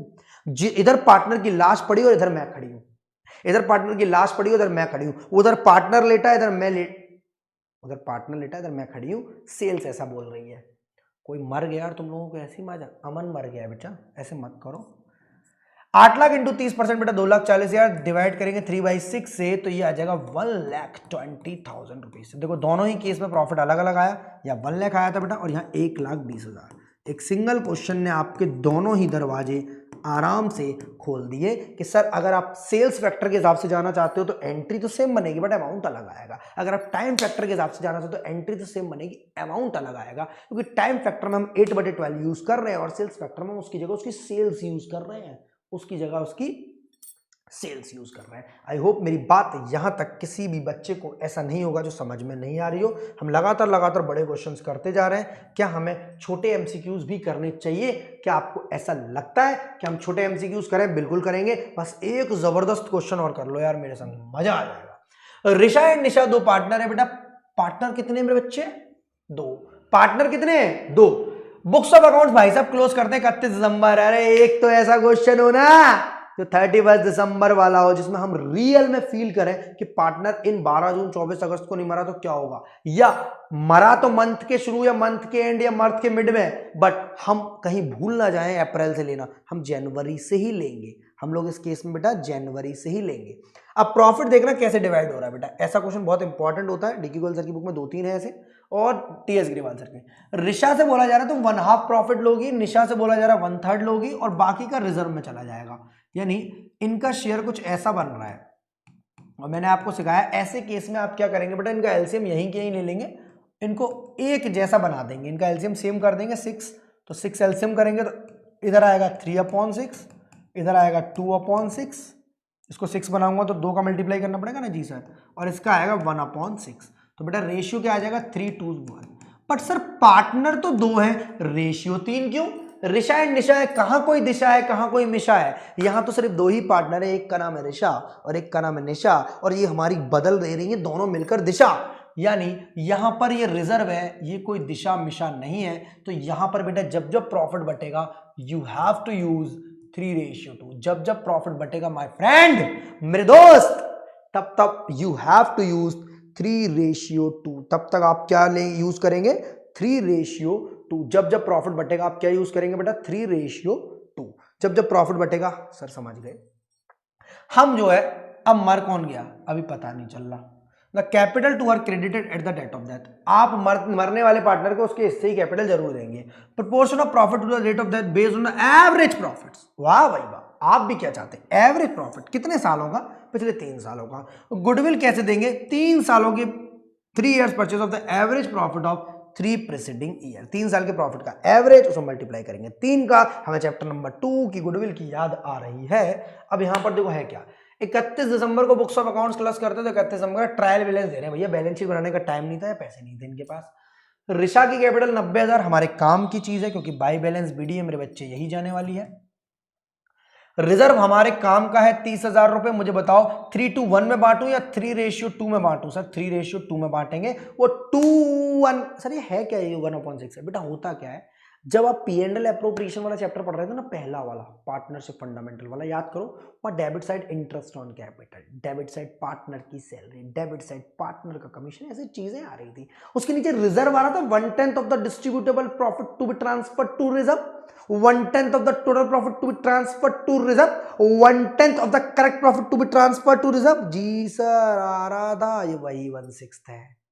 यानी पंकज त्रिपाठी सर की भाषा में कहूँ, देखिए आप जो है वो प्रॉफिट को 1/6 डाल दीजिए उसमें रिजर्व में, अच्छा लगता है, रिजर्व में डाल दीजिए 1/6, पार्टनर के ही काम में आने वाला है, वो जो है वो पार्टनर के ही काम में आने वाला है। यानी 1/6 प्रॉफिट बेटा हर साल हम इकट्ठा करता जा रहे हैं, रिजर्व में रख रहे हैं। 1/6 का प्रॉफिट हम रिजर्व में रख रहे हैं और वो रिजर्व एंड में 3:2 में पार्टनर में ही बटने वाला है। प्रॉफिट पिछले 3 साल के दिए हुए 4200, और ये काला पेन क्यों, प्रॉफिट पिछले 3 साल के दिए 4200, 3900 एंड 4500। इन तीनों साल के प्रॉफिट का एवरेज करेंगे हम लोग, इन तीनों साल के प्रॉफिट का एवरेज करेंगे, जहां पर यूज होना होगा, और मल्टीप्लाई करेंगे 3 से, यानी तीनों का टोटल करेंगे, हम गुडविल आ जाएगी। निशा मर रही हैं 31 मई 21 को, अब तो बता रहा है कौन मर रही है, और हम इतनी देर से किसे पकड़ रहे थे, ऋषा को। मर रही है निशा और हम देख रहे थे ऋषा, क्योंकि क्वेश्चन भुला दे रहा था हमें हमारी दिशा। ठीक है, तो ऐसे केस में बेटा कौन मर रहा है, हमारी ये वाली पार्टनर मर रही है, इसके 60,000 रुपीज ले लो। आई होप आपको क्वेश्चन प्यार से समझ में आ रहा हो, मैं इसको सॉल्व करने जा रहा हूँ। कोई पेज वेज खाली है या नहीं है, टीचर पेज तो है, कैलकुलेशन बेटा हम इधर इधर ही करेंगे, पेज में सिर्फ क्वेश्चन को सॉल्व करेंगे। जो पार्टनर मरा है प्यार से उसका क्या बना लेंगे, निशास कैपिटल अकाउंट, सेम पुराने क्वेश्चन जैसा, देव जैसा। सर इतने सारे क्वेश्चन कराओगे, हमें क्लास 12th की याद आ रही है, मैं चाहता हूँ आपको थोड़ी सी याद आए, आपके पुराने टीचर ने आपके ऊपर इतनी मेहनत करी है, आप साथ साथ मेरे उनको भी दोहराएं। बाई बैलेंस BD, इसमें निशा की कैपिटल आएगी या ऋषा की, सर सिर्फ निशा की। प्रेजेंटेशन से हमारा कोई खास ताल्लुक नहीं है, बट चीज़ें हमारी अकॉर्डिंगली सही हो, हमारा MCQs हमारा एकदम परफेक्टली हो, ये बहुत ज़रूरी है। बाई बैलेंस BD, इसके अलावा क्रेडिट साइड में क्या जा रहा है मेरे बच्चे, रिजर्व, बहुत बढ़िया। गुडविल भी जाएगी क्या, जी सर। P&L सस्पेंस भी जाएगा क्या, जी सर। गुडविल इसको कौन देगा, सर निशा मर रही है तो ऋषा ही देगी इसको, तो दो पार्टनर तो है नहीं कोई, ऋषा एंड रिजर्व थोड़ी ना देंगे। सबकी कैलकुलेशन इकट्ठी करके लाते हैं वहां से और करते हैं यहाँ पर, सबकी कैलकुलेशन इकट्ठी करके रिजर्व चला जाएगा बेटा 2/5 में। एक बार देख लो कौन पहले थी, सर निशा बाद में थी, और निशा का शेयर ये था, और हमारे हिसाब से निशा का शेयर ये था। क्यों, क्योंकि हम रिजर्व को इग्नोर कर रहे हैं। ठीक है, ऐसा ही क्वेश्चन DK गोयल सर की बुक में पढ़ा हुआ, ब्राउन एंड स्मिथ के नाम से। ठीक है, अगर है 12th क्लास की बुक तो खोल कर देख लेना, 70 के आसपास मिलेगा आपको, brown and Smith, brown and Smith, same इस टाइप का क्वेश्चन है। हाँ जी, आगे बढ़ते हैं। 3 years purchase of average profit. सबसे पहले मैं गुडविल निकाल लूं पूरी फर्म की। गुडविल इक्वल्स टू, कैसे निकलेगी बेटा, 3 साल का प्रॉफिट कितना कितना है, 3900, 4200 और 4500, तीनों साल के प्रॉफिट का एवरेज। देखो यहीं कहीं कर लूंगा तो दिक्कत नहीं होगी। एवरेज प्रॉफिट तीनों साल का 3900 plus 4200 plus 4500 divided by 3 multiply by 3, यानी सेम ही आना है, जो डिवाइड करूंगा वही मल्टीप्लाई करूंगा। तो 39, 41, 81, 12,600 डिवाइडेड बाई 3 मल्टीप्लाई बाई 3, तो काट दो 3 से 3, 12,600 आ गया हमारा गुडविल ऑफ द फर्म। ठीक है, सेम चीज प्रॉफिट ऑफ करंट पीरियड, यानी profit up to date of death, up to date of death. इसमें किसका प्रॉफिट, कौन मर रहा है, सर निशा मर रही है, तो निशास प्रॉफिट, निशा का प्रॉफिट। मुझे बताओ निशा जी आप कब मरना चाहती हो, बोलेगी अरे मैं क्यों मरूं भैया अपने मन से, भगवान की मर्जी से 31 मई को, क्योंकि बुक्स ऑफ अकाउंट्स बेटा हम लोग दिसंबर तक बना रहे हैं, तो वी हैव टू यूज 5/12। क्या आपको ये बात पता है, जनवरी फरवरी मार्च अप्रैल मई, अगर हम मार्च में बुक्स ऑफ अकाउंट्स क्लोज कर रहे होते तो हम 2 महीने याद हो गए, बट मई में बुक्स ऑफ अकाउंट दिसंबर में बुक्स ऑफ अकाउंट्स क्लोज कर रहे हैं, इसलिए हम लोग जनवरी फरवरी मार्च अप्रैल मई, जनवरी फरवरी मार्च अप्रैल मई, जनवरी फरवरी मार्च अप्रैल मई, 5 महीने ले रहे हैं। बहुत बढ़िया। अब मुझे बताओ यहां पर हम लोग करने क्या वाले हैं, सर मुझे बताओ प्रॉफिट को मैं 12,600 लूं या 12,600 का डिवाइड करूं 4200, सर 4200 लेंगे आप, ये आ गया एवरेज प्रॉफिट। क्यों? हर proportion of profit to the date of death based on average profit of 3 completed years. Total profit तो 12600 का था, पर एवरेज प्रॉफिट बेटा 4200 का था, वो ले लिया। शेयर लगा दिया, वो मंथ लगा दिए। शेयर मुझे बताओ कौन सा लगाओ, 3/6, 2/6, 3/5 या 2/5? सर 2/5। क्यों लगाऊंगा मैं 2/5? क्योंकि सर निशा मर रही है ये सेकंड पार्टनर, और सेकंड पार्टनर का हिस्सा तो था ये वाला, बट क्योंकि रिजर्व जैसी कोई चीज होती ही नहीं है। क्वेश्चन का सिर्फ एस्पेक्ट ये है ताकि आपको ये क्वेश्चन ये बता दे कि अगर पार्टनर्स के अलावा रिजर्व्स दिया हो तो उसको हम इग्नोर करते हैं। जैसे आपने बहुतों को आज तक किया होगा ना, गर्ल्स की बात कर रहा हूं मैं, बहुतों को करती होगी ना आप, बॉयज की बात बेटा बहुतों से इग्नोर हुए होगे आप, ठीक है? तो मैंने तो किया ही नहीं किसी को इग्नोर, मैं तो हुआ ही नहीं हूँ कभी इग्नोर। अरे सर क्या पर्सनल स्टोरी मत बताइए, हमें इंटरेस्ट नहीं है। 2 से 12 कट गया 6 बार में, और 6 से 4200 कट गया बेटा, 700 रुपीज का प्रॉफिट आ गया आपका, ठीक है? 5 महीने का, जनवरी फरवरी मार्च अप्रैल मई, क्योंकि बुक्स ऑफ अकाउंट्स क्लोज हो रहे हैं 31 दिसंबर को। अब मुझे बताओ क्या क्या आएगा उसके खाते में? सर उसकी कैपिटल आएगी जो भी पीछे दी हुई है, सर रिजर्व पीछे जो दिया हुआ आएगा, सर प्रॉफिट आएगा और गुडविल आएगी, ठीक है? और कोई चीज क्वेश्चन में दी है क्या? और कोई चीज क्वेश्चन में दी है क्या? सर नहीं। तो यहाँ पर जहां हम बना रहे थे रिजर्व, P&L सस्पेंस, निशास कैपिटल, ये बेटा गुडविल का अमाउंट है। ये किस चीज का अमाउंट है? गुडविल का। और कोई आइटम ऐसा तो नहीं दिए जो जनरल रिजर्व वगैरह? हाँ सर दिया, 30,000 का 2/5 और 60,000 की कैपिटल। 60,000 एज इट इज छाप दो, 30,000 का 2/5 करेंगे तो बेटा 12,000 रुपये आएगा। ब्रैकेट में लिख दे रहा हूँ ताकि आपको बाद में याद रहे। ऐसे केस में बेटा महीने नहीं लेते हम लोग, आपको पता होना चाहिए, महीने नहीं लेते ऐसे केस में। P&L सस्पेंस में हम लोग प्रॉफिट पीछे ही निकाल कर आए, 700 रुपये मुझे याद है।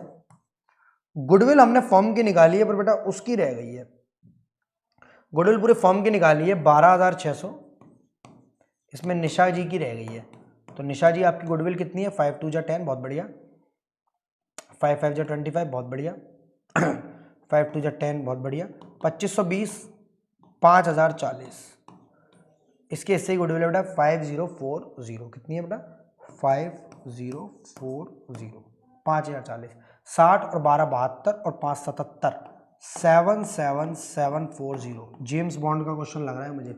इसके खाते में कितने जाएंगे? क्या नाम है इसका? निशा एग्जीक्यूटर अकाउंट। कैलकुलेशन मिस्टेक मत तो भैया मेरे पे ऊपर कर मत देना कुछ, ठीक है? कि भैया कैलकुलेशन मिस्टेक करते हैं सर। 60 और 12 72 और 5 77, एक बार चेक कर लो यार। तुम लोग तो बोल दोगे कुछ भी उस समय कि सर कैलकुलेशन नहीं आती आपको, आती तो है, बस कैलकुलेटर यूज़ नहीं करना चाहता। 5 5 25 5 125 और 100 रुपये, ठीक है? 25 5040 सही है। 700 रुपये का प्रॉफिट भी शायद सही है। एवरेज प्रॉफिट 4200 आया था। 2/5 हमने उसका शेयर लगाया, 5/12, 5 से 5 कट गया, 2 से 12 कट गया 7 बार में, बहुत बढ़िया। सारे बुक जोड़ दो बेटा इसको, 60 और 12 72, 5 77, 77,740 रुपये, 77740। जेम्स बॉन्ड की घड़ी है 77740। ये कंप्लीट हुआ आपका ऋषा और निशा का प्यारा सा क्वेश्चन। अब हमारे साथ एक और बेहतरीन क्वेश्चन आ गया, MNNO, MNNO, एक और बेहतरीन क्वेश्चन आ गया। देखो सबसे पहले एन मर कब रहा है? 12 जून को। बुक्स ऑफ अकाउंट देखने पड़ेंगे कब से क्लोज कर रहा है, 31 मार्च को। क्या बोला था रे मैंने अभी 1 घंटे पहले? मैंने क्या बोला था? जी सर आपने यही बोला था कि 31 मार्च को बुक्स ऑफ अकाउंट्स क्लोज होंगे, तो पार्टनर 12 जून को या 24 अगस्त को या 5 नवंबर को, और एक वो नई डेट आई थी 17 जनवरी शायद, ठीक है? इसी दिन मरेगा। प्रॉफिट एंड लॉसेस इक्वली कर रहे हैं पार्टनर, यानी 1:1:1 में। बैलेंस शीट का जनरल रिजर्व क्रेडिट साइड चला जाएगा, पार्टनर के कैपिटल में एन मर रहा है तो एन की कैपिटल चली जाएगी, शायद एन ही मर रहा है जी sir. Balance of partner capital account, बहुत बढ़िया। Interest on capital 5% per annum के हिसाब से। मुझे बताओ इंटरेस्ट ऑन कैपिटल में बेटा मैं डेज लगाऊं या नहीं लगाऊं? मुझे बताओ इंटरेस्ट ऑन कैपिटल के केस में मैं डेज लगाऊं नहीं लगाऊं? जी सर लगा दीजिए 73/365। कितने लगाऊं? 73/365। क्या किसी को जोड़ घटाव करना है? अप्रैल के 30, मई के 31, जून के 12, काटा पीटी कर दो इसकी, 5 से 5 उड़ा दो, 2 जीरो से 2 जीरो उड़ा दो, 3500 रुपये इंटरेस्ट ऑन कैपिटल आ जाएगी। कितनी आ जाएगी? 3500 रुपये। मुझे कुछ गड़बड़ लग रही है यार, पक्का सही है ये? नहीं सर गलत है आपकी इंटरेस्ट, 700 रुपये आएगी। ये 5 से 5 तो कट ही गया ये 5 से 5 तो कट चुका है, 700 रुपीज आएगी बेटा आपकी इंटरेस्ट। कितनी आएगी? 700 रुपये। आज बेटा 7 कुछ ज्यादा ही आ रहा है मेरी किस्मत का। Share of goodwill calculator on the basis of twice the average profit of past 3 years profit. पिछले 3 साल के प्रॉफिट का मल्टीप्लाई कर दो 2 में, वो गुडविल है, वो आपकी गुडविल है। Share of profit from the closure of the last accounting year till the date of death on the base of twice the average profit of 3 completed years. यानी ये भी यही बात बोल रहा, वो भी यही बात बोल रहा, दोनों फर्क क्या है सर? ये भी एवरेज ऑफ का मल्टीप्लाई 2 में करके फिर बोल रहा है प्रॉफिट निकाल देना। प्रॉफिट है कितना पिछले 3 साल का? सर प्रॉफिट है 80, प्रॉफिट है 90 और प्रॉफिट है 1 लाख। चलो एक ही बार इसका एवरेज निकाल ले रहे हैं, दोनों जगह पर काम आ जाएगा। 80,000 प्लस 90,000 प्लस 1 लाख। ये बेटा 3 साल के प्रॉफिट है, डिवाइड कर दिया 3 से, तो 8 और 9 17 10 27, एवरेज प्रॉफिट आ गया 90,000 रुपये। ठीक है, गुडविल की बात करूं तो 90,000 into 2 1,80,000 average profit of share of goodwill calculated. ठीक है, 1,80,000 twice the average profit of past 3 years. इसमें बेटा शेयर लगा दो बस। ठीक है, ये गुडविल ऑफ द फर्म हो गई, इसमें शेयर लगा दो। शेयर आपको पता है कोई भी मरे एम एन एंड ओ में से शेयर सबका बराबर ही है। बहुत बढ़िया। अब यहां पर बात करें share of profit from the closure of last accounting year till the date of death. 12 जून को मरा है तो 73/365 लगा लेंगे हम लोग। On the base of twice the average profit of 3 completed years. पिछले 3 साल के प्रॉफिट का एवरेज लिया और उसका ट्वाइस कर लिया, सेम ऊपर की तरह। तो 90,000 इंटू 2 1,80,000 आ गया। जी सर, बट मुझे बताओ क्या इसमें 1/3 लगाना चाहिए ऊपर की तरह? जी सर। क्या इसमें 73/365 भी करना चाहिए? जी सर। यानी ऊपर से थोड़ा सा अलग कैसा हो गया बेटा? वहां हमने ट्वाइस तो किया बट शेयर तो लगाया, बट 73/365 नहीं किया। तो प्रॉफिट की कैलकुलेशन एक बार कर ली और बाकी आपका वर्किंग नोट का पार्ट है। तो हम तो 12th क्लास का क्वेश्चन तो कर नहीं रहे कि वर्किंग नोट को इज्जत से शो करें, बट आप एग्जाम में इज्जत से शो करना। कट जाएगा ये 60,000, 5 से 60,000 कट जाएगा 12,000। तो बेटा प्रॉफिट आ गया आपका 12,000 रुपीज। प्रॉफिट कितना आ गया मेरे बच्चे? प्रॉफिट कितना आ गया मेरे बच्चे? 12,000 रुपीज। प्रॉफिट कितना आ गया बच्चे? 12,000 रुपए। प्रॉफिट आ गया आपका 12 के 12,000 रुपए। बाकी सारी चीजें सेम है। Show the working for the disease partner. भैया हम क्यों करें वर्किंग? हम तो सीयूट का क्वेश्चन कर रहे हैं। नेसेसरी जनरल एंट्री बता दो, अमाउंट ड्यू कितना देंगे, और एन शेयर ऑफ प्रॉफिट 12,000। अरे हिंट भी है, वाह भाई वाह। हमारा आंसर तो वैसे ही 12,000 आ रहा था, हिंट दे रहा है क्वेश्चन जो है। चलो भैया एन का कैपिटल अकाउंट प्यार से बनाएंगे। यानी सारे के सारे क्वेश्चन बेटा इस तरह करा रहा हूं। मैं मानता ही नहीं हूं कि आपने कभी डेथ ऑफ अ पार्टनर पढ़ा है। मैं ऐसा मान रहा हूं आप साइंस के बच्चे और कॉमर्स का बीकॉम का सीवीट देने जा रहे हो। बाई बैलेंस बीडी, जो भी उनकी कैपिटल होगी ले लेंगे। बाई इंटरेस्ट ऑन कैपिटल, क्योंकि क्वेश्चन में है। बाई बाई बाई गुडविल के नाम, एक तो भैया P and L suspense. Question में बेटा न्यू रेशियो दिया होता तो P and L suspense use करता क्या? नहीं सर। बाई एम एंड ओ। ठीक है, एंट्री बनती है एम्स कैपिटल अकाउंट डेबिट, ओस कैपिटल। इसके अलावा अगर कुछ होगा तो इधर डाल देंगे, डेबिट साइड का कोई आइटम होगा तो इधर डाल देंगे। Particular amount, particular amount, particular amount, particular amount, particulars amount, particulars amount. I hope मेरी बात आपको समझ में आ रही है। क्या करना है सर? पर्टिकुलर अमाउंट में मुझे एक बार फटाफट से बताओ सर। यहां पर एन की कैपिटल 70,000 है, वो पूरी ले जाइए। जनरल रिजर्व 30,000 है, उसका 1/3 जाएगा क्योंकि इक्वल शेयर प्रॉफिट कर रहे हैं, तो 70,000 आ जाएगा इधर। और जनरल रिजर्व में आ जाएगा बेटा कितना? 10,000, 1/3।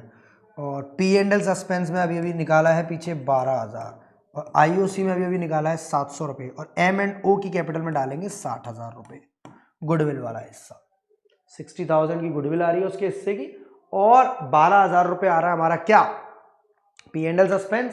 आईओसी निकाल लिया हमने, यानी ये पॉइंट भी क्लियर, ये भी क्लियर, ये भी क्लियर, और जनरल रिजर्व वहां से डाला है। बाकी कुछ भी क्वेश्चन बचा नहीं है। आंसर भी दे रहा है 152,700। कोई बात नहीं, हम भी देख ले रहे हैं हमारा आ रहा है कि नहीं आ रहा है। तो 70,000 और 60,000, 1,30,000, 1,40,000, 1,50,000, 1,52,700। क्योंकि डेबिट में कोई आइटम नहीं है, तो सारा का सारा पैसा बेटा किसके खाते में चला जाएगा? एंस के एग्जीक्यूटर अकाउंट में चला जाएगा 152,700। कितना खाते में चला जाएगा बेटा? 152,700 700 कितना चला जाएगा उसके खाते में 152700। क्या कोई दिक्कत किसी को? सर एग्जाम आंसर भी यहाँ पर दिया हुआ था।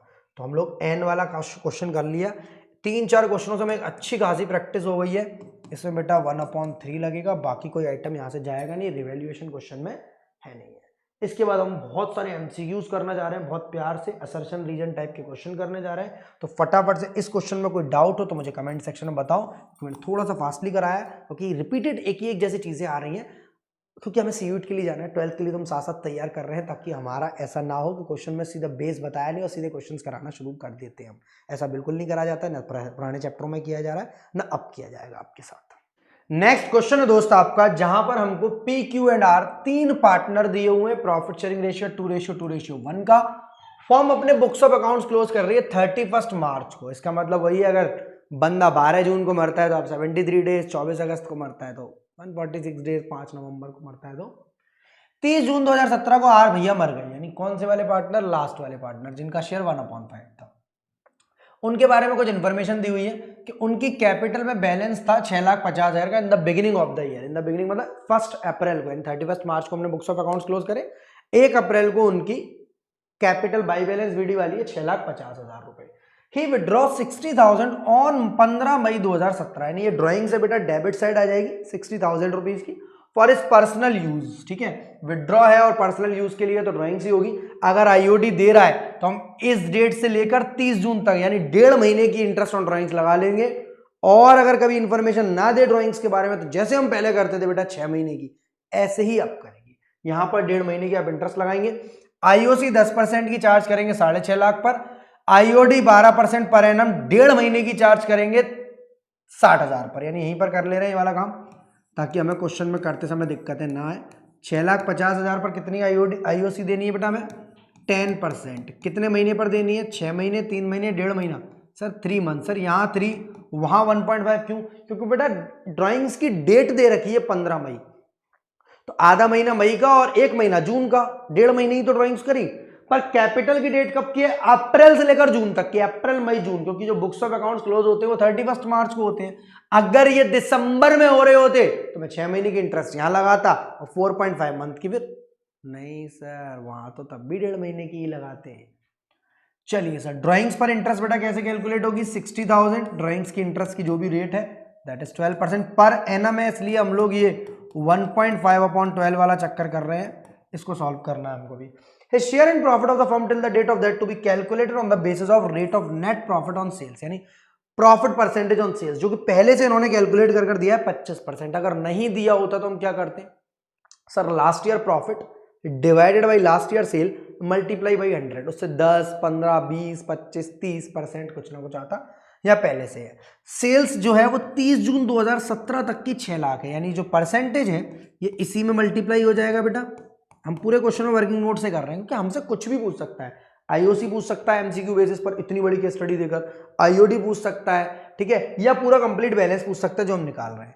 6 लाख का 25% करूंगा तो 1.5 लाख का प्रॉफिट आ जाएगा। 30 जून तक का प्रॉफिट होगा नहीं होगा? ये पूरी फर्म का प्रॉफिट होगा। मुझे इसमें जब मैं आर का शेयर लगा दूंगा, अब मुझे मंथ लगाने की जरूरत नहीं है 3/12, क्योंकि सर टाइम रेशियो नहीं लगाना है या सेल्स फैक्टर लग रहा है।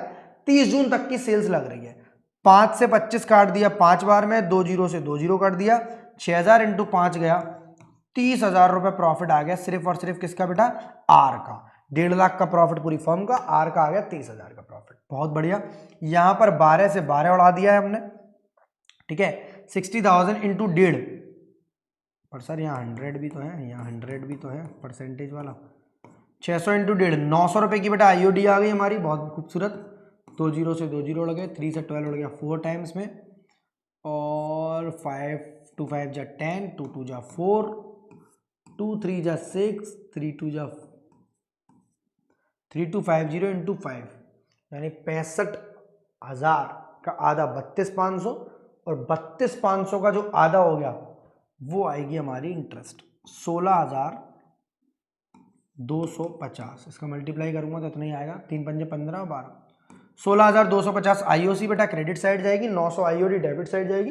और P&L सस्पेंस वाला, या P&L सस्पेंस ही लिखूं या पी और क्यू को डेबिट करूं? सर पी और क्यू को तब डेबिट करते या तो न्यू रेशियो दिया होता क्वेश्चन में, या न्यू रेशियो जैसी कोई इंफॉर्मेशन दी होती है। गुडविल के बारे में कोई बात नहीं है तो हम इग्नोर करेंगे या देखेंगे कहीं आगे पॉइंट नंबर डी तो नहीं है। सर पॉइंट नंबर डी नहीं है, इसके बाद बहुत बढ़िया बात है, एमसीक्यू शुरू हो रहे हैं, बहुत देर से इंतजार कर रहे थे।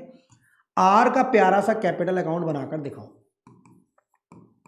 आर के इस क्वेश्चन में बेटा बहुत सारी चीजें आ जाएंगी, हमारा आईओसी आ गया, हमारा आईओडी आ गया, सेम फॉर्मेट जो हमारा रिवैल्यूएशन का बनता है, पर्टिकुलर अमाउंट,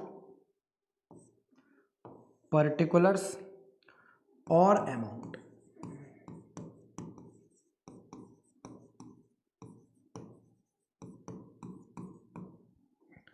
सबसे पहले bye balance BD,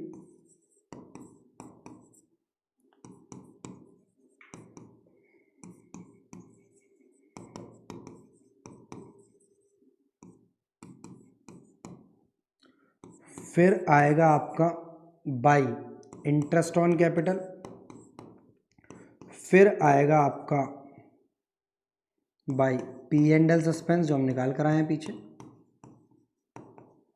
debit side आएगी आपकी ड्राइंग्स, डेबिट साइड आएगी आपकी इंटरेस्ट ऑन ड्राइंग्स।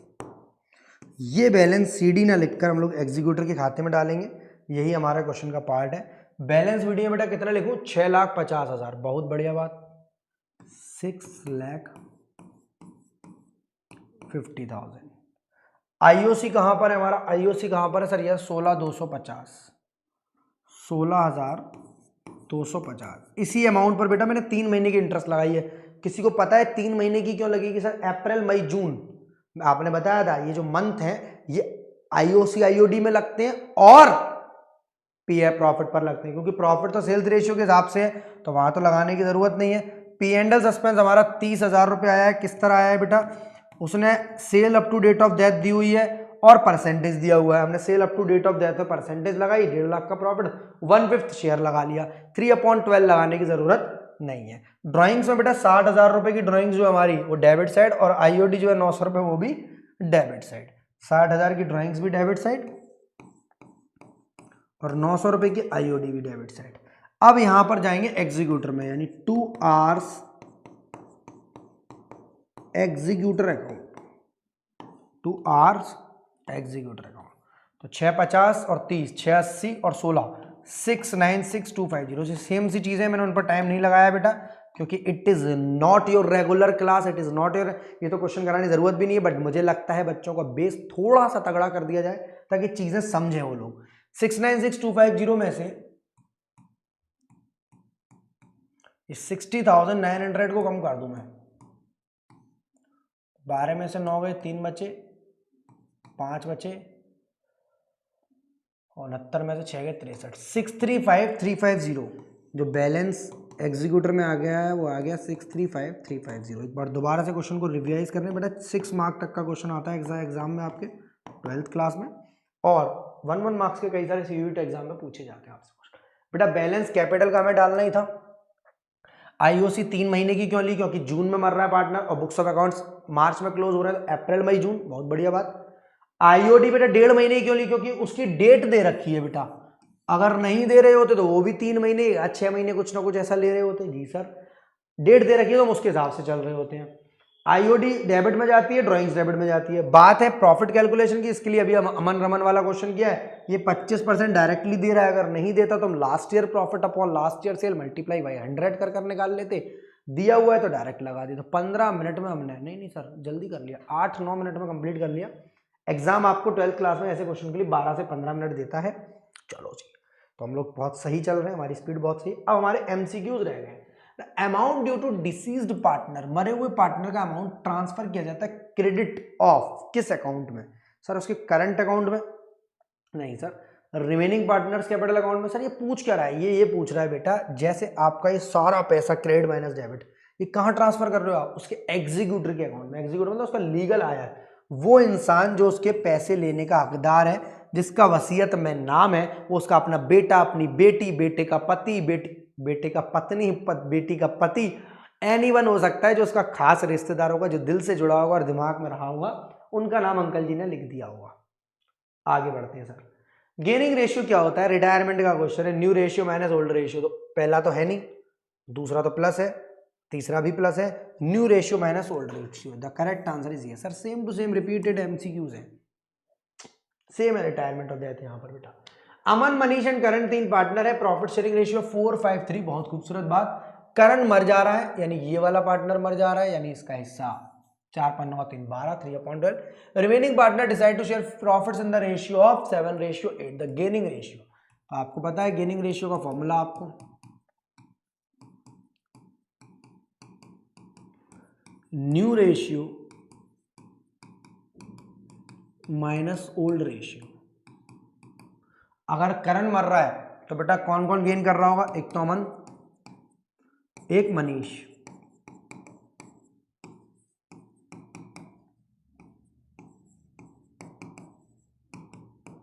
न्यू बेटा कितना माना जाएगा 7/15, और यहाँ 8/15, माइनस कितना कितना करूं उसमें से मैं सर 4/12 और 5/12।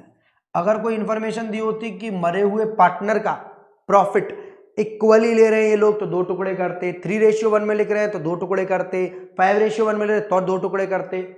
यहां पर सिंपल एलसीएम लोग बेटा 12 और 15, 3 5 जा 15 और 60 एलसीएम आएगा, एक बार कर देखना आप लोग, 4 7 जा 28, 60 बनाने के लिए बेटा 4 का मल्टीप्लाई करूंगा ऊपर, ठीक है, या 5 का मल्टीप्लाई करूंगा, 5 चौके 20, 8/60, बहुत बढ़िया। यहाँ भी एलसीएम आएगा 60, 4 का मल्टीप्लाई ऊपर करूंगा, 4 8 जा 32 और 5 का मल्टीप्लाई ऊपर, 8:7 आ जाएगा। तो हमें ऑप्शंस तभी देखेंगे जब हमें ऑप्शंस अपने पास होगा। 8:7 सर, पहला ही आंसर 8:7। आई होप ये आंसर हमारा सही है। न्यू माइनस ओल्ड किया बेटा, न्यू कितना था 7/15 और 8/15, माइनस कर दिया ओल्ड 4/12 और 5/12। यहां तक कंप्लीट हो गया हमारा अमन मनीष वाला एमसीक्यू। आगे बढ़ते हैं, प्रैक्टिकल एमसीक्यू था। A B and C 3 partner है, प्रॉफिट शेयरिंग रेशियो 3:1, बी मर रहा है तो बी पर गोला लगा लो।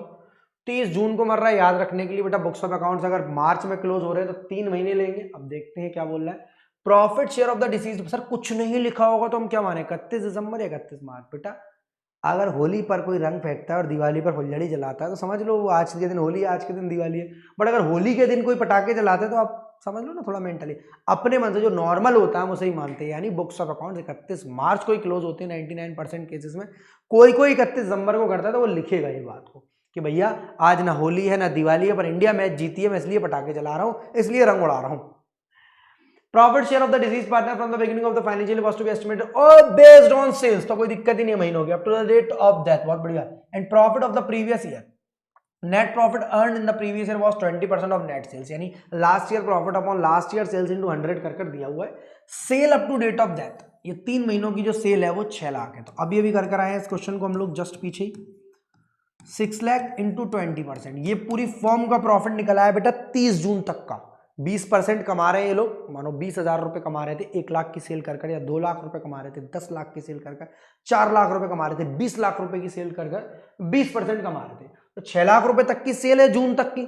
20% मल्टीप्लाई कर दो शेयर किसका, किसका मरे हुए पार्टनर का, मरा हुआ पार्टनर का शेयर है 2/6। क्या यहां कोई 3/12 लगाने की बेवकूफी करेगा? अप्रैल मई जून नहीं करेगा, नहीं करनी चाहिए। 3/12 नहीं लगाना है बेटा। यहां पर 2 से 6 कट गया 3 बार में, 3 से 6 कट गया 2 बार में, 1 2 3 0, 40,000 रुपए आंसर अगर आ रहा है, क्योंकि हमें क्वेश्चन का करना आता है। सर इस टाइप के एमसीक्यू आएंगे, क्यों नहीं आएंगे मेरे बच्चे, क्यों नहीं आएंगे? जो आपको आ गया तो क्या वो नहीं आएगा, और जो आपको नहीं आता है क्या वही आएगा? ऐसा नहीं होता है। 40,000। आगे बढ़ते हैं सर, ये बेटा सेल्स बेसिस पर था तो मल्टीपल में क्वेश्चंस करा दे रहा हूं आप लोगों को। XYZ 3 पार्टनर है, प्रॉफिट शेयरिंग रेशियो 2:1 है, बीच वाले को क्यों मार देते हैं सर हमेशा। वाई डाई हो रहा है 30 जून को और 31 मार्च को बुक्स ऑफ अकाउंट्स क्लोज हो रहा है, यहां बता रहा है आपको अप्रैल मई जून 3 महीने। Profit share of deceased partners to be cared based on previous year profit, यानी सेल्स के बेसिस पर नहीं, प्रीवियस ईयर प्रॉफिट। तो 3,60,000 का पूरी फर्म का प्रॉफिट है, उसमें आप सबसे पहले शेयर लगाएंगे वाई का प्रॉफिट, लास्ट ईयर प्रॉफिट या एवरेज प्रॉफिट, याद है स्टार्टिंग वाला फॉर्मूला, बिल्कुल स्टार्टिंग 1.5 घंटे पहले पढ़ाया था। Last year profit upon last year profit या एवरेज प्रॉफिट, जब हम टाइम फैक्टर पर चलते हैं, सेल्स पर तो देख लिया आपने। लास्ट ईयर प्रॉफिट या एवरेज प्रॉफिट, तो लास्ट ईयर प्रॉफिट ले रहे हैं, जहां एवरेज बोलेगा वह एवरेज ले लेंगे, इनटू हिज शेयर, इनटू बेटा टाइम, टाइम टाइम टाइम, मुझे कौन बताएगा टाइम, सर 5 बजा हुआ है, अरे टाइम वाला नहीं, यहां पर कितने महीने लगाऊंगा बेटा 3/12, 1 मिनट के लिए रिवाइज करा दूं, अगर पार्टनर 12 जून को मरा होता तो सर 73/365 काट कर 1/5, अगर बेटा 24 अगस्त को मरा होता था 146/365 2/5, सर अगर पार्टनर 5 नवंबर को मरा होता था 219 डेज अपॉन 365, सर अगर यही क्वेश्चन 31 दिसंबर का होता तो 6/12। आई होप मेरी बातें क्लियर है, बाकी आपको डेट्स देगा, ठीक है, उस टाइप से लगा लेना, बहुत सारे क्वेश्चन मैं करा दे रहा हूं आपको। 2 से 360 कट गया बेटा 1,80,000 आ गया यहां पर, फिर कट गया इससे 36,000 आ गया, 36,000 है क्या, हाँ है तो सही, पर सही है कि नहीं है एक बार नॉर्मल कैलकुलेशन कर रहे हैं, 3,60,000 का 3/12 करूंगा 90,000 आएगा, 18,000 36,000, 36,000 इज योर करेक्ट आंसर। देखो ये होता है हमें 72 140 कुछ नहीं देखना, हमें क्वेश्चन को करना आता है, कॉन्सेप्ट आता है ना, हमें लास्ट ईयर प्रॉफिट यानी previous year profit multiply his share, सिर्फ वाई का लिया है मैंने, जेड मरा होता तो 1/5 लेता, और महीने 3/12, पिछले महीने नहीं लिए, क्यों नहीं लिए, क्योंकि वो सेल्स बेसिस पर करा रहा था, उतने टाइम की सेल्स दे रहा था।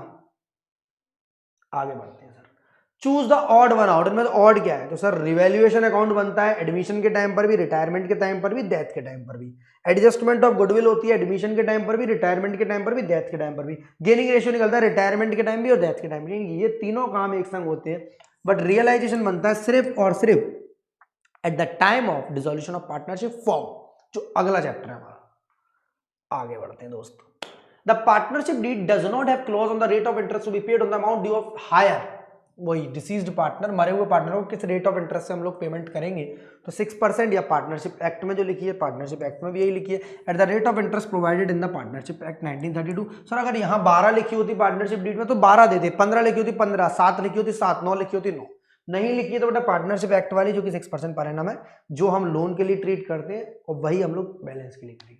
Which of the following is true, इनमें से क्या बात एकदम सत्य है, सत्यता पर आधारित है। Revaluation account is unaffected when an unrecorded asset is taken over by the executor of the deceased partner, क्यों नहीं होगा, अनरिकॉर्डेड एसेट अगर होगी तो पहले रिवैल्यूएशन अकाउंट में क्रेडिट करी जाएगी, चाहे उसे पार्टनर ले जाए, चाहे फर्म बेच दे, चाहे कोई पार्टनर ले जाए, चाहे कुछ भी करो आप, रिवैल्यूएशन अकाउंट में आपको डालनी पड़ेगी। Revaluation account is debited with the decrease in value of creditor, ये बोल रहा है रिवैल्यूएशन अकाउंट क्या कम हो जाएगा, मतलब डेबिट साइड आएगा जब वैल्यू क्रेडिटर की कम होगी, क्रेडिटर एक लायबिलिटी होती है, लायबिलिटी की वैल्यू अगर गिरती है तो बेटा वो लॉस होता है, और लॉस आपका रिवैल्यूएशन अकाउंट, सर गलत बोल रहे हैं आप, तो लायबिलिटी अगर गिरती है तो प्रॉफिट होता है, और प्रॉफिट रिवैल्यूएशन अकाउंट में क्रेडिट होता है ना कि डेबिट, यानी ये भी गलत बोल रहा है, ये भी गलत बोल रहा है। मस्त क्वेश्चन, एकदम एकदम मस्त क्वेश्चन है, बाबूराव गणपतराव आपटे की भाषा में एकदम मस्त क्वेश्चन है भैया ये, मतलब ऐसा क्या क्वेश्चन है बेटा, पहला भी गलत है भाई, रिवैल्यूएशन अकाउंट तो इफेक्ट होगा, चाहे अनरिकॉर्डेड एसेट फॉर्म रखे, किसी पार्टनर को दे दे या बेच दे, रिवैल्यूएशन अकाउंट में क्रेडिट करी जाएगी unrecorded asset.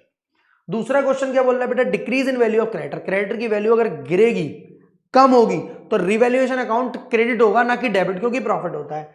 Revaluation account is credited when an unrecorded asset is sold on the death of partner, ये बात सच लग रही है, रिवैल्यूएशन अकाउंट क्रेडिट हो रहा है, एक अनरिकॉर्डेड एसेट भले ही वो पार्टनर को बेची जा रही हो या नॉर्मली मार्केट में दी जा रही हो। Revaluation account is unaffected when revaluation expense are paid by partner, क्यों नहीं होगा, रिवैल्यूएशन अकाउंट डेबिट किया जाएगा, पार्टनर का नाम लिखा जाएगा जैसा रिवैल्यूएशन में करते हैं हम, तो इसका the correct answer is true. True बोटा पूछ रहा है तो ये, अगर फॉल्स पूछेगा तो तीनों ही फॉल्स है, फिर एमसीक्यू किसी टाइप का भी बन सकता है आपके एग्जाम में। कॉन्सेप्ट से चलोगे तो कोई क्वेश्चन कठिन नहीं लगेगा। On the death of a partner, his share in the profit of the firm till the date of his death is transferred to, death के टाइम पर पार्टनर के प्रॉफिट का हिस्सा जो उसकी फर्म में बना हुआ है वो किस अकाउंट में क्रेडिट किया जाता है, तो प्रॉफिट एंड लॉस में नहीं सर, नहीं sir, profit and loss suspense में डेबिट और पार्टनर का अकाउंट किया जाता है बेटा credit. P and L suspense account debit होता है, सिर्फ इसी चैप्टर में होता है, डेथ वाले में इसी कॉन्सेप्ट में होता है। ना करने के पीछे रीजन क्या होता है, गेनिंग पार्टनर डेबिट होते हैं जब या तो न्यू रेशियो दिया हो क्वेश्चन में या न्यू रेशियो की इंफॉर्मेशन दी हो क्वेश्चन में, सेम गुडविल की तरह ट्रीट करेंगे फिर हम इसको पी एंड एल सस्पेंस में नहीं ले जा सकते। आगे बढ़ते हैं दोस्त, ए बी एंड सी तीन पार्टनर है, profit and loss in the ratio of 2:2:1 है, बी अगेन मर गया, बीच वाले को मार देते हैं सर ये। At the time of goodwill of the firm was valued at 30,000. What contribution to be made by A and C in order to pay B? सबसे पहले B की गुडविल का हिस्सा कितना है, 30,000 इंटू 2/5, ये B का गुडविल का हिस्सा है। बी का गुडविल का हिस्सा है 12,000। अब मुझे बताओ बचा हुआ रेशियो क्या है। अगर बी को नहीं देख रहे हो आप तो बचा हुआ हिस्सा 2:1 है या नहीं है? जी सर 2:1 है, यानी 12,000 का 2/3 यानी 8,000 रुपये हम लोग 8,000 रुपये हम लोग लेंगे ए से और 4,000 रुपये लेंगे बेटा हम सी से। 8,000 लेंगे हम ए से और 4,000 लेंगे हम सी से। तो करेक्ट आंसर है 8,000, 4,000। 20 और 10 पूरे तो फर्म की गुडविल ले ही नहीं सकते, 15-15 ले नहीं सकते, 6-6 इक्वल ले नहीं सकते। क्यों? क्योंकि बचा हुआ ही रेनिंग है, बचा हुआ ही रिमेनिंग है, बचा हुआ ही गेनिंग है और बचा हुआ ही न्यू है। यहाँ गेनिंग की बात है इसलिए ये। अगर सर न्यू रेशियो दिया होता तो पहले न्यू माइनस ओल्ड करते, गेनिंग निकालते, तब करते। अगर ये बोला होता बी का हिस्सा इक्वल ही ले रहे तो आंसर ये 6,000 होता। अगर बोला था बी का हिस्सा ये 1:2 में लेते हो तो आंसर 4 और 8 होता। मल्टीपल एमसीक्यूज करा रहा हूं मैं आपको। लीसा, मोनिका एंड निशा 3 पार्टनर है। कौन मरने वाली है? मोनिका। मोनिका ओ माई बोलूंगा नहीं मैं, ठीक है? कोई बच्ची बैठी हो फिर। इसकी बेटा कैपिटल 50,000 रुपए को ले लेंगे, इसके हिस्से को मार्क लगा लेंगे, शायद काम में आ जाए। रिजर्व दिए हुए इस दिन 15,000 के और गुडविल ऑफ द फर्म दी हुई है 30,000 की। प्रॉफिट ऑन रिवैल्यूएशन दिया हुआ 7,050 का। What amount will be transfer to Monica's executor? या तो बनाओ by balance BD, by general reserve, by Lisa and Nisha, by revaluation. या सिंपल सी बात देखो, इसकी कैपिटल का बैलेंस कहां जाता है बेटा? क्रेडिट में, ठीक है? जनरल रिजर्व का हिस्सा कहां जाता है बेटा? क्रेडिट में। जनरल रिजर्व 15,000 का है, इस पर 2/5 यहीं लगा लो आप, तो ये 6,000 आ जाएगा। सॉल्व करोगे 6,000 का क्या दे रहे हैं हम इसको? रिजर्व का बैलेंस। सेम बनता है जैसा पार्टनर्स कैपिटल अकाउंट बनता है ना रिटायरमेंट में, सेम बेटा। By balance BD, by general reserve, goodwill की एडजस्टमेंट बचे हुए पार्टनर देते हैं। अब गुडविल फॉर्म की है 30,000, तो इसका हिस्सा लगाएंगे। क्या आप डेज लगाओगे इसमें? सर डेज तो लगाएंगे ही नहीं, और ना दिया हुआ है वो कम मरी है, क्योंकि डेज का कोई चक्कर ही नहीं है। करंट ईयर प्रॉफिट की बात नहीं है, आईओसी के बारे में बातें नहीं करी है, आईओडी की कोई बात नहीं हुई है क्वेश्चन में, इसलिए करंट मंथ का कोई काम नहीं है। 2 महीने, 3 महीने, 4 महीने ना उसके बारे में बताया कुछ। सब में शेयर लगेगा तो 12,000 रुपए की गुडविल हो जाएगी। 30,000 पूरी फॉर्म किया तो 2/5। 7,050 में भी ऐसे ही कर लेंगे बेटा। अगर मुझे बताओ मोनिका की जगह निशा मारी होती तो सब में 1/5 लेता नहीं लेता? जी सर। 7,050 इंटू 2/5, इसको सॉल्व करना पड़ेगा। 14×5 = 70, 2,820 रुपए। ये चारों चीजें बेटा क्रेडिट साइड जा रही है। बैलेंस बीडी भी, जनरल रिजर्व भी, प्रॉफिट ऑन रिवैल्यूएशन भी और गुडविल का एडजस्टमेंट भी। अगर बैलेंस शीट वाली गुडविल होती तो माइनस करता, क्योंकि वो डेबिट साइड आती है। अगर एडवर्टाइजमेंट सस्पेंस होता तो माइनस करता, क्योंकि वो एसेट साइड आ रहा है। 50 से 56, 12, 68 और 10, 70, 70,820 रुपए। क्या आंसर में कहीं कुछ है? सामने ही है, ये रहा 70820। द करेक्ट आंसर है सेम है बेटा। रिटायरमेंट डेथ में यहाँ कोई फर्क नहीं है। पी एंड एल सस्पेंस के बारे में जानकारी होती तो हम प्रॉफिट को कैलकुलेट करते और उसे भी क्रेडिट साइड डालते। सर क्या कभी ऐसा हो सकता है एंट्री ऐसी बन जाए, मरा हुआ पार्टनर अकाउंट डेबिट, यानी deceased partner's capital account debit, यानी Monica's capital account debit to P and L suspense? क्या कभी ऐसा हो सकता है? हाँ, जब बेटा प्रॉफिट की जगह लॉस दिया हो तो हम उस पार्टनर को लॉस भी देते हैं। पी एंड एल सस्पेंस उस केस में क्रिएट हो जाता है। मैंने पीछे क्वेश्चन में नहीं किया क्योंकि बात प्रॉफिट की हो रही थी वहां पर। एक बार चेक कर लूँ कोई गलती तो नहीं हो गई है मुझसे। डेबिट और P and L suspense account, क्योंकि यहाँ बात प्रॉफिट की हो रही थी। तो क्वेश्चन में अगर यहाँ लॉस लिखकर आ गया तो बेटा आंसर ये हो जाएगा। हाँ जी, ये बहुत बेहतरीन क्वेश्चन लगता है मुझे। ये वाला मैं क्वेश्चन लेकर आया हूँ क्योंकि यहाँ बच्चों से गलती हो जाती है। A B and C 3 partner है। सी एक्सपायर हो रहा है बेटा 18 दिसंबर 2019 को, और एग्रीमेंट के हिसाब से सर्वाइविंग पार्टनर ए और बी, यानी ये मर रहा है। ए एंड बी अकाउंटेंट को बोल रहे हैं कि तो फाइनेंशियल स्टेटमेंट प्रिपेयर कर 18 दिसंबर 19 तक के। सर कैसे कर सकता? करेगा, इसको करना ही पड़ेगा। यानी 18 दिसंबर को बैठकर प्रॉफिट निकालेगा, यानी इसको सेल्स का रिकॉर्ड 18 दिसंबर तक का, परचेज का, यानी जैसे 31 मार्च को बनाता है या 31 दिसंबर को बनाता है वैसा अकाउंट 18 दिसंबर को बनाएगा। यानी सारे खर्चे, expenses, income, depreciation, rent, salary, wages, दुनिया भर के आइटम्स को 18 दिसंबर पर ले आएगा। प्रीपेड को लेस कराकर, आउटस्टैंडिंग को ऐड कराकर, जो इसको करना होगा वो इसने ऐसा किया है। Accordingly, the share of profit of C, deceased partner, was calculated as 12 lakh रुपए, which account will be debited to transfer C share of profit। हमने यही पढ़ा है कि जब पार्टनर कोई मरता है, अगर कोई पार्टनर मर जाता है, डाइड हो जाता है, डिसीज्ड पार्टनर बोलते हैं जिसको हम, अगर कोई पार्टनर मर जाता है तो उस केस में हम एक ही चीज जानते हैं, तो P and L suspense debit कर दो, और अगर नया रेशियो या नए रेशियो के बारे में जानकारी है तो गेनिंग पार्टनर को डेबिट कर दो और मरे हुए पार्टनर को क्रेडिट कर दो। मरा हुआ पार्टनर दोनों ही केस में क्रेडिट होता है। बट यहां पर ऑप्शन आपको एक तो पी एंड एल सस्पेंस दिख रहा है, पी एंड एल दिख रहा है, एप्रोप्रिएशन दिख रहा है। करेक्ट आंसर है बेटा इसका एप्रोप्रिएशन। बच्चे लगाते हैं ये वाला, और जिनको समझ में नहीं आता वो ये वाला, और कुछ तो कहते हैं चलो ये वाला, क्योंकि हमारे पक्के दोस्त ने कहा है नन ऑफ दीज और ऑल ऑफ द अबव हमेशा आंसर होते हैं। ऐसा नहीं होता है। एप्रोप्रिएशन क्यों बेटा? एप्रोप्रिएशन आपने पढ़ा था फर्स्ट चैप्टर में। ये जो साल भर का हमारा प्रॉफिट होता है, जो निकल कर आता है, सारे एक्सपेंसेस को चार्ज कर कर, माइनस कर कर, अगर रेंट है पार्टनर का तो उसे भी माइनस कर कर, मैनेजर कमीशन है तो उसे भी माइनस कर कर, इंटरेस्ट ऑन पार्टनर लोन है तो उसे भी माइनस कर कर, इन सबको माइनस कर कर जो प्रॉफिट निकल कर आता है वो एप्रोप्रिएशन में डालते हैं हम लोग। उसको हमें डिस्ट्रीब्यूट करना होता है रेशियो में या इक्वल, जैसा मन करता है हमारा। तो ऐसे केस में 12 लाख का प्रॉफिट जो आया है, मानो ये पूरी फर्म का है या इसके हिस्से का है, इसी के हिस्से का है वैसे according the share of partner, ये पी&एल एप्रोप्रिएशन, क्योंकि उसने बुक्स ऑफ अकाउंट्स 18 दिसंबर के बनवा लिए हैं। 18 दिसंबर को ट्रेडिंग पी&एल बनाया, 18 दिसंबर को प्रॉफिट एंड लॉस एप्रोप्रिएशन बनाए। तो इस केस में सस्पेंस कब यूज करते हैं? जब पार्टनर बीच में टपक गया और हम जब 31 मार्च को प्रॉफिट निकालेंगे तो पी&एल सस्पेंस को क्रेडिट कर देंगे, अभी डेबिट हो रखा है ना, क्रेडिट करके खत्म करेंगे, बचा हुआ प्रॉफिट बांट लेंगे।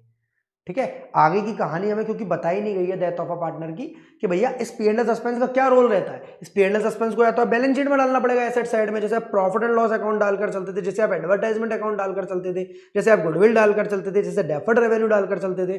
इसलिए हमें आगे की कहानी पता ना होने की वजह से हमें 12th क्लास में सिर्फ इतना ही पढ़ते हैं, इतना ही पढ़ाया जाता है कि पी&एल सस्पेंस डेबिट करो, मरे हुए पार्टनर को क्रेडिट करो, काम खत्म। बैलेंस शीट बनाई गई होती है अगर उस दिन की, तो हम पी&एल सस्पेंस को एसेट साइड शो करते। अदरवाइज हम प्रॉफिट जो निकालेंगे पूरे साल का उसमें से पी&एल सस्पेंस को माइनस करेंगे।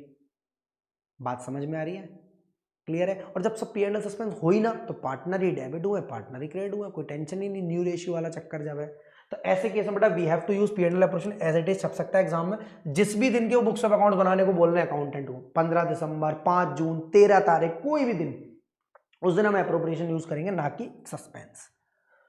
Loan by the deceased partner to the firm, ये वही लोन है जो लायबिलिटी साइड दिया होता है, जिस पर 6% की रेट ऑफ इंटरेस्ट दिया हो जाता है, ये वही वाला लोन है। तो अगर लोन कोई लायबिलिटी साइड में है तो बेटा पार्टनर के किस खाते में जाएगा? सर क्रेडिट साइड में जाएगा। डेबिट जाएगा उसके करंट अकाउंट में नहीं, क्रेडिट जाएगा उसके कैपिटल में, हाँ जा सकता है। रिमेनिंग पार्टनर से कोई मतलब नहीं है, रिमेनिंग पार्टनर से कोई मतलब नहीं है।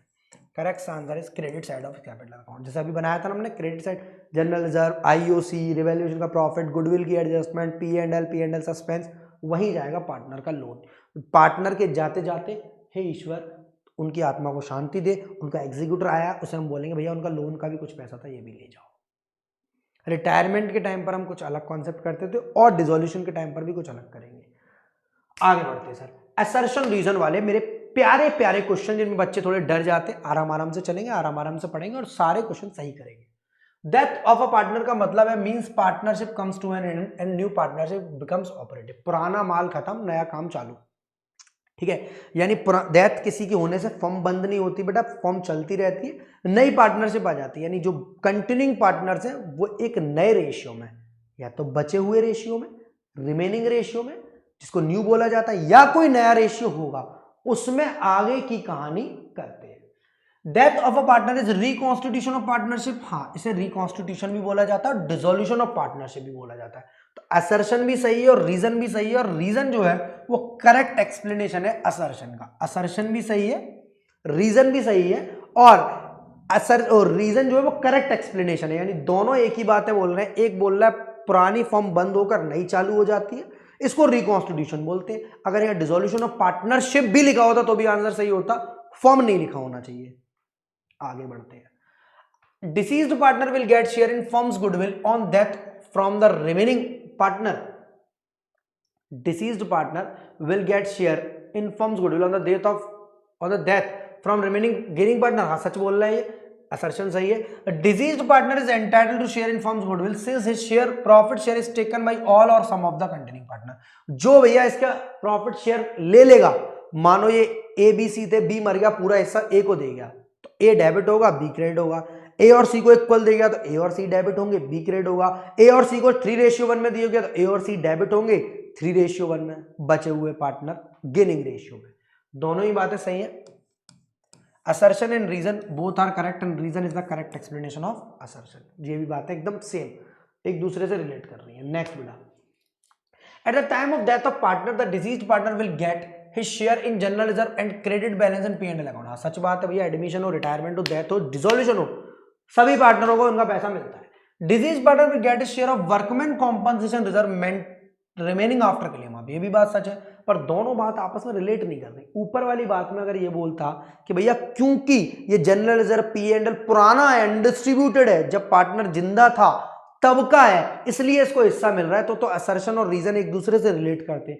असर्शन और रीजन सही तो है, बट रीजन करेक्ट एक्सप्लेनेशन नहीं है। एक बात कर रहा है गधे घोड़ों की, तो एक बात कर रहा है पक्षी बिहार की, ठीक है।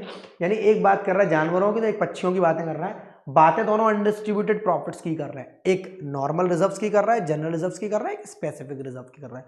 दोनों ही पार्टनर के क्रेडिट साइड जाते हैं, मरे हुए पार्टनर के भी। तो असर्शन रीजन दोनों सही है, बट करेक्ट एक्सप्लेनेशन नहीं है। अगर यार रिमेनिंग आफ्टर क्लेम नहीं लिखा होता, बिफोर क्लेम लिखा होता, तो बेटा असर्शन सही होता, रीजन गलत होता, ये आंसर हो जाता। और अगर ऊपर वाली बात नहीं लिखी होती, विल नॉट लिखा होता, तो ये आंसर हो जाता। तो मैं आपको 4 MCQ टाइप की चीजें, असर्शन रीजन दोनों सही है, पर रीजन करेक्ट एक्सप्लेनेशन नहीं है। गेन और loss on revaluation of asset and liabilities is transfer to the capital account of all the partner including deceased partner. सच बोल रहे हो तुम बिल्कुल। गेन और loss due to change in value of asset and liabilities are for the period before the death. हाँ, क्योंकि ये सब पुराना वैल्यू से नई वैल्यू तब खरीदा था, और आज पार्टनर मरने पर इसकी क्या वैल्यू है, इसलिए कैलकुलेट किया जाता है। तो असर्शन भी सही है और रीजन भी सही है, और रीजन जो है वो करेक्ट एक्सप्लेनेशन है असर्शन की। दोनों एक ही बात बोल रहे हैं, एक दूसरे की बातों को रिलेट कर रहे हैं। आगे बढ़ते हैं। Unrecorded asset and liabilities are not accounted. भैया तुम तो झूठ बोल रहे हो, साफ साफ अकाउंट करी जाती है। हमने अभी पीछे पढ़ा था, अनरिकॉर्डेड एसेट हो तो क्रेडिट साइड जाती है रिवैल्यूएशन की, अनरिकॉर्डेड लायबिलिटी हो तो डेबिट साइड जाती है। इनसे प्रॉफिट और लॉस जो भी बनता है वो ओल्ड रेशियो में सभी पार्टनर्स में बांट दिया जाता है, एडमिशन के नए पार्टनर से आने से पहले और रिटायरमेंट डेथ में पुराने के जाने से पहले। अब देखें, असर्शन तुम तो झूठ बोल रही हो, रीजन तुम क्या बोल रहे हो। Unrecorded asset and liabilities are recorded in the books at the time of death of a partner because they come into existence when all the partner including deceased partner were partners in the firm. तुम सच बोल रहे हो, वो झूठ बोल रही है। तो assertion is not correct but reason is correct, ये आंसर है बेटा। Assertion is not correct but reason is correct. Sir बाकी सारे पढ़ लिए क्या आपने? वो करेक्ट एक्सप्लेनेशन होगा, वो नॉट करेक्ट एक्सप्लेनेशन होगा, यहाँ एक सही एक गलत होगा। असर्शन करेक्ट है, बट यहाँ असर्शन करेक्ट नहीं है, रीजन करेक्ट है बेटा। रीजन सच बोल रहा है, असर्शन झूठ बोल रहा है। आगे बढ़ते हैं। In the absence of partnership deed और agreement, interest on amount due to deceased partner, यानी जो बचा हुआ अमाउंट है जो कि हम उसके एग्जीक्यूटिव अकाउंट में ले जाते हैं, उसे 6% की इंटरेस्ट देनी होती है। अनपेड अमाउंट और loan to the firm, the partnership act 1932 prescribe the rate of interest is payable at the rate 6% per annum in the absence of agreement. यानी दोनों ही सच बोल रहे हैं भैया, चाहे लोन का अमाउंट हो पार्टनर का या वो एग्जीक्यूटिव वाला अकाउंट हो, मरने के बाद का अमाउंट ड्यू हो, दोनों ही केस में 6% पर एनम की इंटरेस्ट देते हैं। तो assertion and reason are correct and reason is the correct explanation of assertion। बहुत सारे बेहतरीन वाले assertion reason लाया हूं, बस हर एक दूसरे से अलग है। इसी के साथ समरी आ चुकी है। समरी में बेटा हमें क्या देखना है कि प्रॉफिट कैलकुलेशन किस तरह होता है। एक तो टाइम फैक्टर पर होता है और एक सेल्स रेशियो पर होता है। दोनों के लिए आपको फॉर्मूले क्या याद रखने कि भैया मंथ लगाने हैं हमें या डेज लगाने हैं, वो सब मैंने नोट्स में लिखवा रखा है। आपको डेट याद रखनी है, आपको जनरली 12 जून, 24 अगस्त, 5 नवंबर। छोटा एमसीक्यू इसी पर आना है। बाकी दूसरे वाले केस में डेट बेटा 13 या 14 मार्च हो सकती है, डिपेंड करता है लीप ईयर है, ठीक है। फिर बाकी 24-25 मई है, क्या है मुझे याद नहीं है, ठीक है। वो एक बार आप देख लेना, मैंने नोट्स में लिख रखी है डेट्स आपके लिए। सेल्स रेशियो में सिंपल सी बात है, last year profit upon last year sales into 100। इससे प्रॉफिट परसेंटेज निकल आएगी, फिर उसमें हम मल्टीप्लाई कर देंगे उसके शेयर का, और उसमें डेज लगाने या मंथ लगाने, नहीं लगाने डेज मंथ, उसमें हम मल्टीप्लाई कर देंगे उसके शेयर का, बस खाली। नेक्स्ट पॉइंट बेटा एडजस्टमेंट ऑफ गुडविल आपको सिखाई एज इट इज रिटायरमेंट वाली। यहां समझ में आ गई तो वहां हो जाएगी, वहां समझ में आ गई तो यहां हो जाएगी। इसके बाद ये जो ऊपर वाले प्रॉफिट है, कहाँ P&L सस्पेंस यूज करना है, कहाँ गेनिंग पार्टनर डेबिट यूज करने हैं, और एक जगह आई थी जहां पर हमें P&L एप्रोप्रिएशन यूज करना है। एक जगह ऐसी आई थी जहां पर हमें P&L एप्रोप्रिएशन यूज करना है, जब उसने बुक्स ऑफ अकाउंट्स को बोला था कि भैया तू अब तक के बुक्स ऑफ अकाउंट बना, ठीक है। इसके अलावा हमने जो चीज पढ़ी बेटा, जो सीखी, वो ये सीखी कि पार्टनर के एग्जीक्यूटर अकाउंट पर भी 6% की इंटरेस्ट मिलती है, जो बैलेंस बकाया रह जाता है अगर पार्टनरशिप डीड पर नहीं है कोई स्पेसिफिक अमाउंट, और पार्टनर के लोन पर भी ऐसे ही होता है। इसके अलावा हमने एग्जीक्यूटर अकाउंट बनाना सीख लिया जो कि एज इट इज पार्टनर का कैपिटल अकाउंट ही है, by balance BD, by general reserve, by revaluation profit, goodwill की एडजस्टमेंट, सभी चीजों का समरी वर्जन करने के बाद अब हम इस लेक्चर से अलविदा लेते हैं। Thank you so much, thank you to all of you. मिलते हैं अगली वीडियो में। डिसॉल्यूशन ऑफ पार्टनरशिप फॉर्म को खत्म कर देंगे हम लोग।